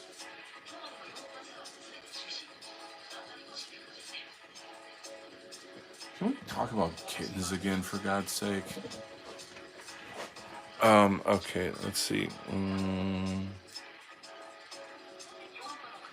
Robert says, spirituality has to come from within, or else you will not find it in the church or in the Bible or anywhere else. I agree. The archons and the watchers, I can't say if I believe it. Yeah, I'm still in that research mode. if it's true, it's horrible. I'll just put it that way. If it's true, it's very horrible. But here's the thing. So like, oh, stretching my neck here. One of the things that I research, like I've mentioned several times, are near-death experiences. And if you corroborate the testimonies of people that have had these experiences with some of these topics, like such as the archons, etc., there are relationships between them. And so I always look at these things as like, can it be proven beyond a reasonable doubt? You know, I just try to say, like, if I had to take this to court, could I prove it with beyond a reasonable doubt? You know what I'm saying? So I'm pretty close to that kind of like beyond a reasonable doubt mode.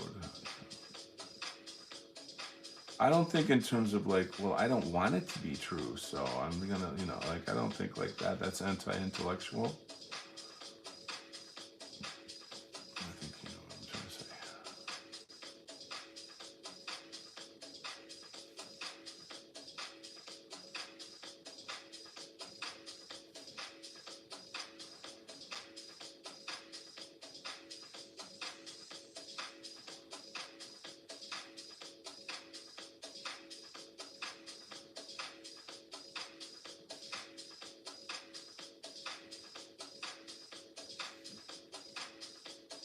I think I might change this music just because I'm afraid you guys don't like it.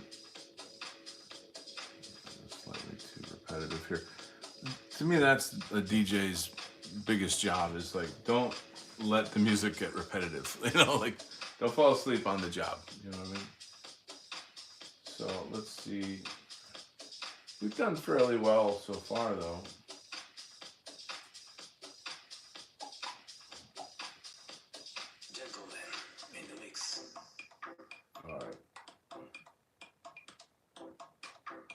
There's a little different vibe happening there. Hey Max, what's up, Max Bouchard? Welcome to the show, Joe.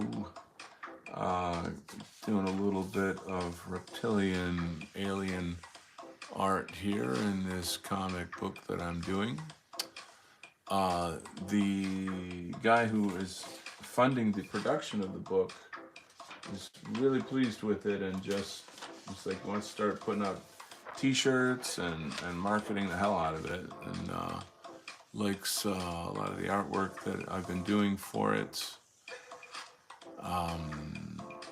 What these guys want to do, the writer and the producer, they want to get this into the Comicsgate scene and see, you know, essentially market to that audience, you know.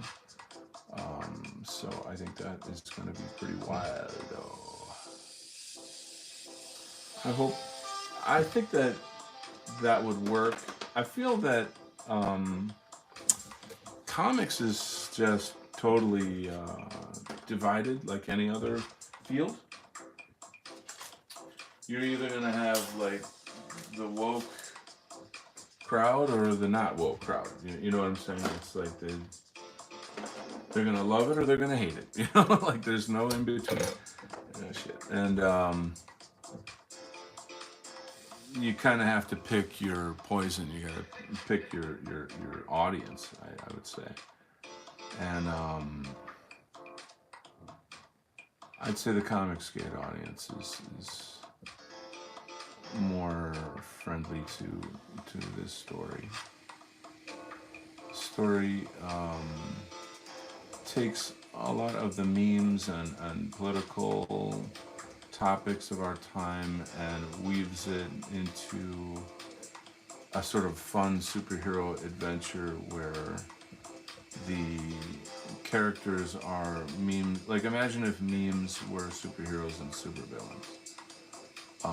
But it doesn't stop there. It plays into a lot of the things that go on just in pop culture.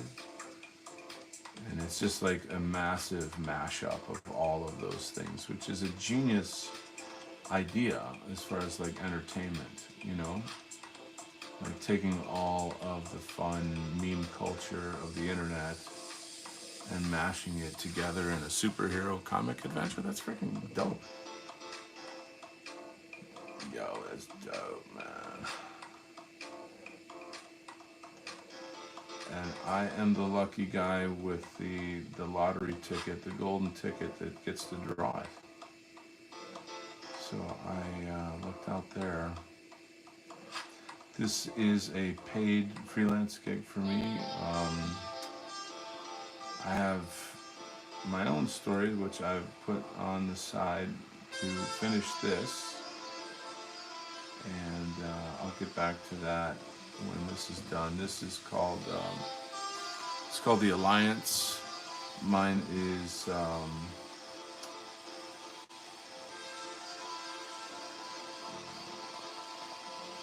Militia Man and MAGA Force. And it's a similar mentality or a similar concept in terms of like playing on the political culture of our time and the ideas that are in the zeitgeist, if you will. There you go. How was that for a nice little presentation? Wow, I'm awesome. Let's have a read here. Hippocratic Oath says, by the way, the wife just walked by and said, you're a good artist. Well, golly gee, thank her for me there, buddy. Mucho thank you, oh. I'm in the kitchen finally eating my breakfast. Breakfast? What side of the planet are you on? It's like 8:30, 8:45 here on my side of the world.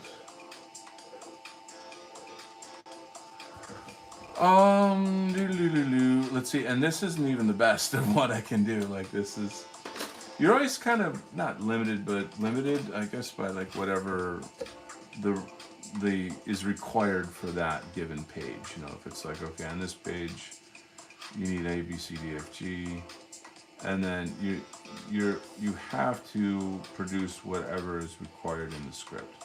You try to make it interesting. You try to make it read. Your first priority is to the story. Like it's got to read. You know, it's got to have a certain flow. And what you guys don't see is that when I design these pages, I already know, like, okay, the word balloon's going here, so it's got to be empty. There's going to be a word balloon here. There's going to be a big sound effect right here, that, you know, wham or whatever, you know. And then there's a bunch of word balloons here. So there's a big dead space there. You know, blah, blah, blah. You get the idea.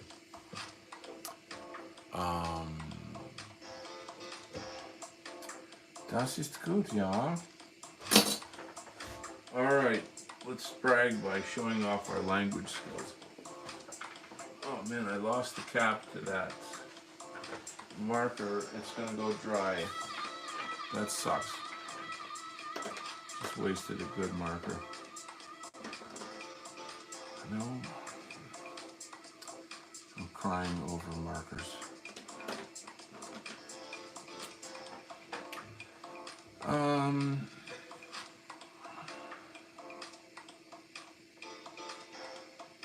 So I did do some YouTube shorts of the artwork from this.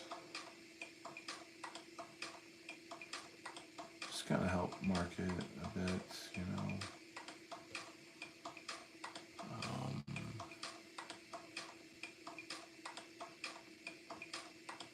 I don't go too crazy here because it's gonna get covered up by word balloons. So.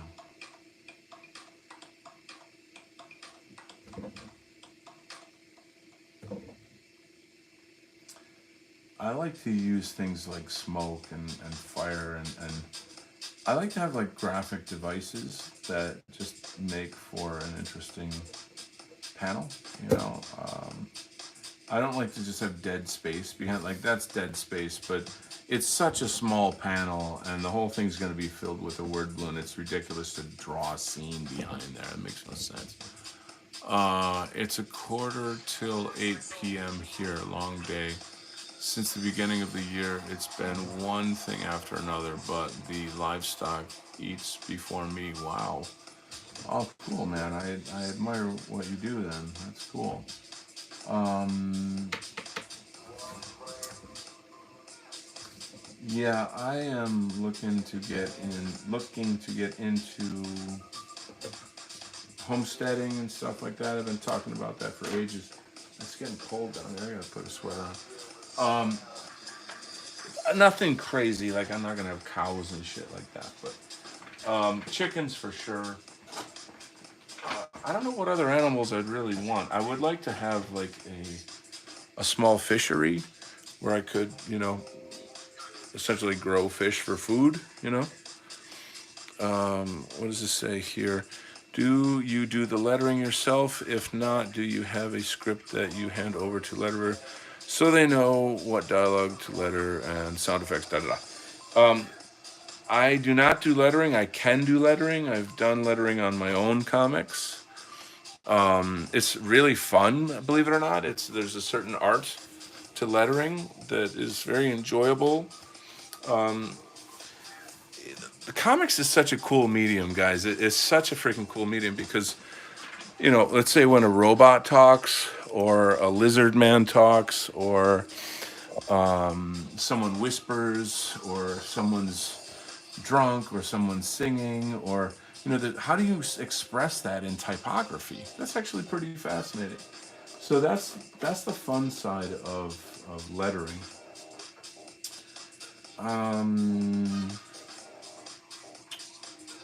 But no, yeah. So we pay a guy. We hire a guy to do that.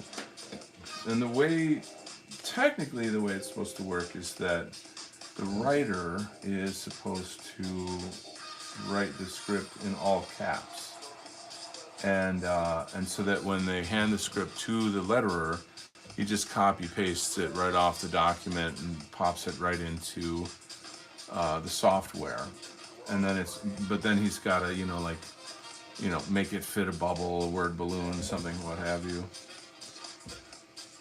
And so on and so forth. We'll zoom in here for some fun times. Fun times with Donald Kent.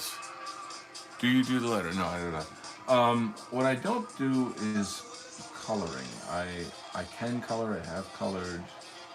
It's extremely tedious. It's just not my cup of tea. Some people love it, and some people are phenomenal at it. You really kind of actually have to have knowledge of how to paint. Like, just because it's digital coloring doesn't mean that it's not still painting. It's digital painting in a way. I'm gonna put it. And there's different kind of colorists. There's different kind of coloring that is appropriate for different types of jobs. If I were doing a comic book about cute kittens, you would want a certain, coloring style that would be suitable to that instead of, say, like superhero or horror or what have you.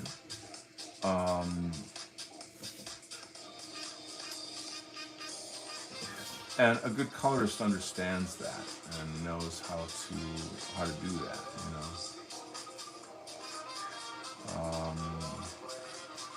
The colorist we have on this job is very comic booky, I would say, which I think suits the style that I'm doing on this story. It's got like good vibrant colors. He adds nice textures to things, highlights of sorts. Very eye candy-ish, if that makes sense. It's suitable for this story. This story is it's a crazy romp. It's a fun romp. It's a great mashup. If, say, for example, we were doing like a sad love story, then you would want the palette to be more, you know, blues, purples, you know, like kind of sadder, right? You know, it would have to, you kind of think of it like from that perspective. More artistic in its own way. But it's not also, it's not just the like the coloring. It's like the kind of people you work with too. Do you work well on a team? Are you proficient? Like not proficient. Are you efficient? You get the work done, you know, in a timely manner. Can you do edits? How well do you communicate? You know, there's this. It's quite a venture. Like people think like, oh, comics, dude. Even the stuff that goes into making these things, it's intense, man. It's very intense. Woo-hoo. Okay.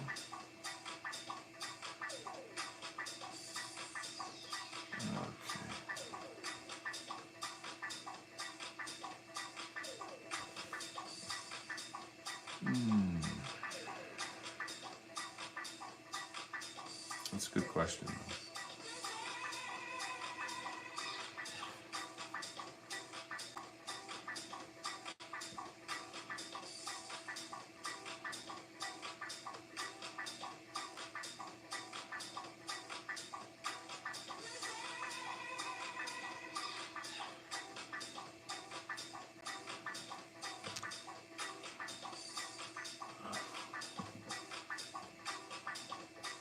Okay, I do my own lettering too. Oh, cool. But I'm not very good at it. I mainly do it traditionally, but by hand. Wow. So it's even harder. Oh God, yeah. I need to practice more, dude. That's cray that you do it by hand. Like that is, it's really a craft. Like, I mean, I've only looked at books on how to do it. I've never done it myself, but there's something to that. You know, it's really not easy to do. That's pretty impressive, man.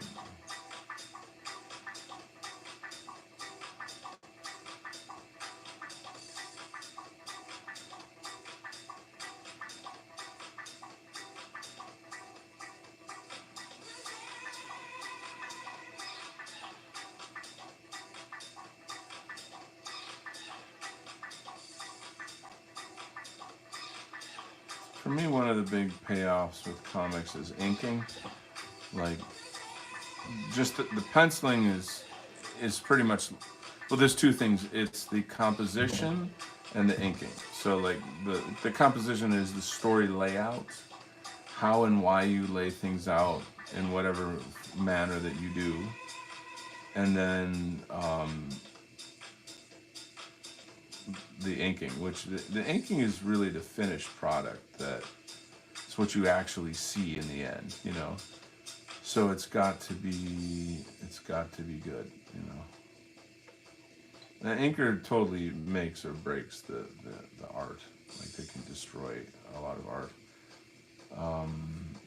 If you're ever hanging around comic book nerdy guys, you know, they'll get into some big discussion about this inker and that inker and who's good or not good or you know whatever.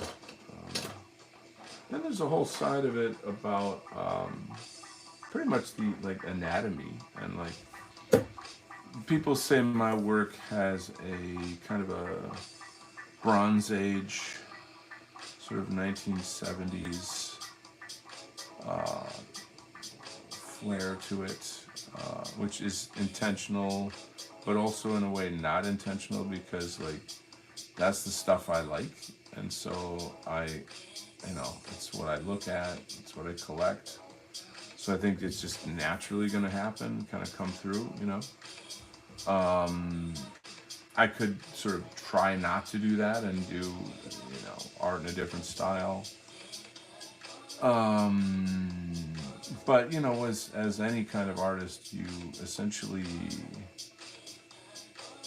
you know, you have your own way of doing things, you know. So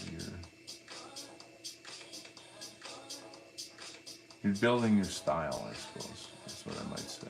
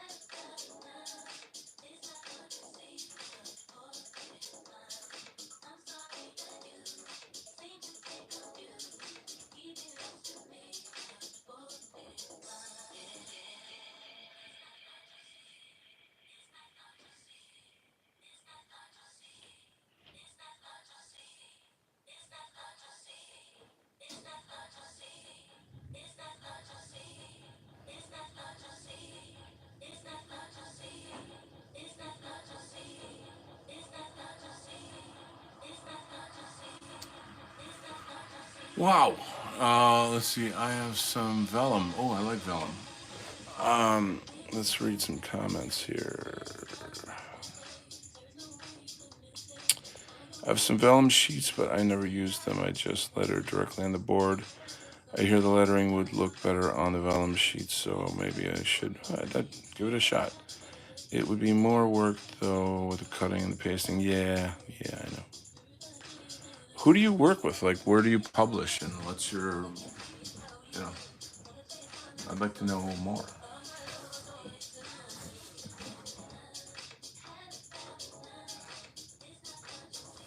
I should, what time is it? Jeez. Oh, it's only 9. It's weird, it feels really late for some reason.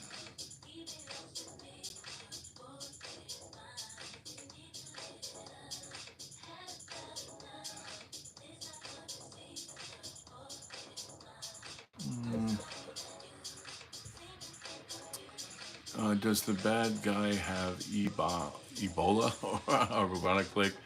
Yeah, so these, let me see if I can give you a better look at this type of character.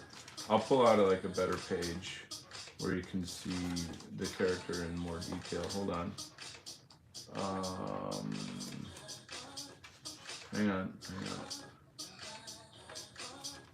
I'm just digging through the pages. Try to show you. So it's a type of human genetic hybrid of like a man and a sea urchin. I know that sounds bizarre. It's not my idea. Again, it's the writer's concept. So he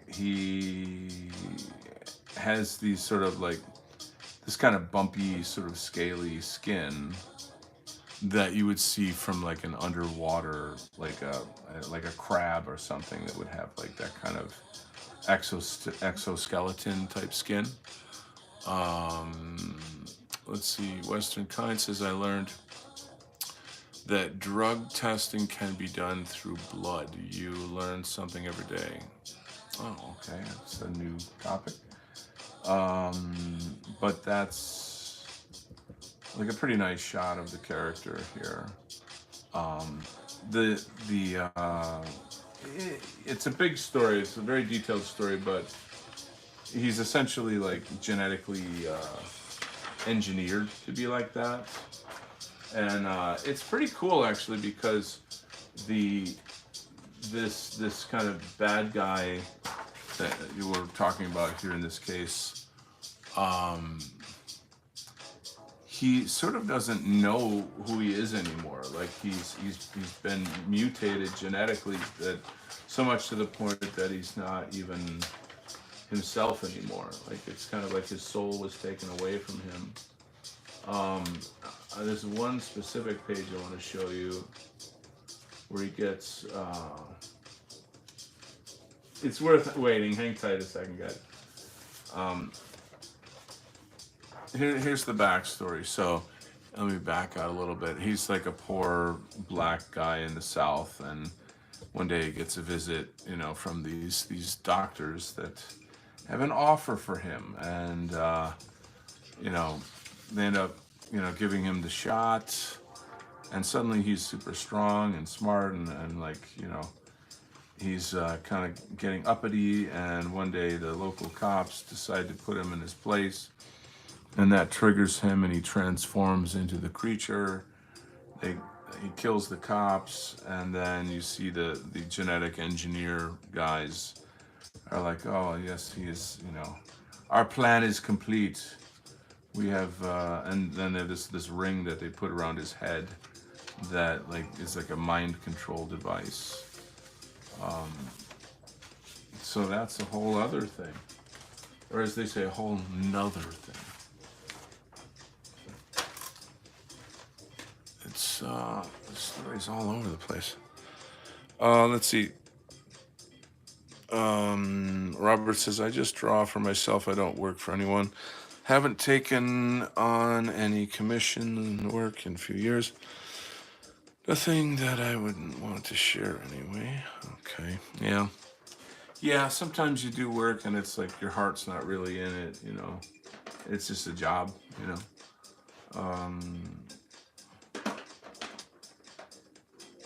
I guess I can say there is a t-shirt company that I work for that I really like the people I work for, but the brand is like it's not my culture. It's like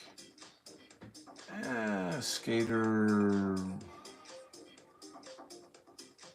street urchin kind of. I don't know, maybe when I was 15 or something, I might have liked that or something. It's just like uh, it's just it's like for like skater kids, and that's. But some of the messaging is a little negative that I'm like. It's one thing to be doing T-shirts or something, but to be like promoting the idea of like rioting and burning and shit like that to me is like, okay, this is a little stupid. It's like we're rebellious just because we're rebellious, man. You can't control me, man. I want to party, party, party. That's fucking so stupid. It's like you don't even. That's what do they call that? Useful idiots. There you go. The Marxists, communists love that type of like loser, basically. It's like, if you can't fit into the system, then destroy it. Weaponized losers. Anyway, I think you kind of know who I'm maybe referring to. Certain group that likes to wear black a lot. Oh yeah. So this is going along nicely. I've got a whole nother page here too. You probably can't see it all that well. It's always the light pencil thing. But do I have the stamina to do this, or should I take a shower and get ready for work tomorrow? Oh, that's boring. Come on, man. You can't control me. I guess I'm just a skater at heart.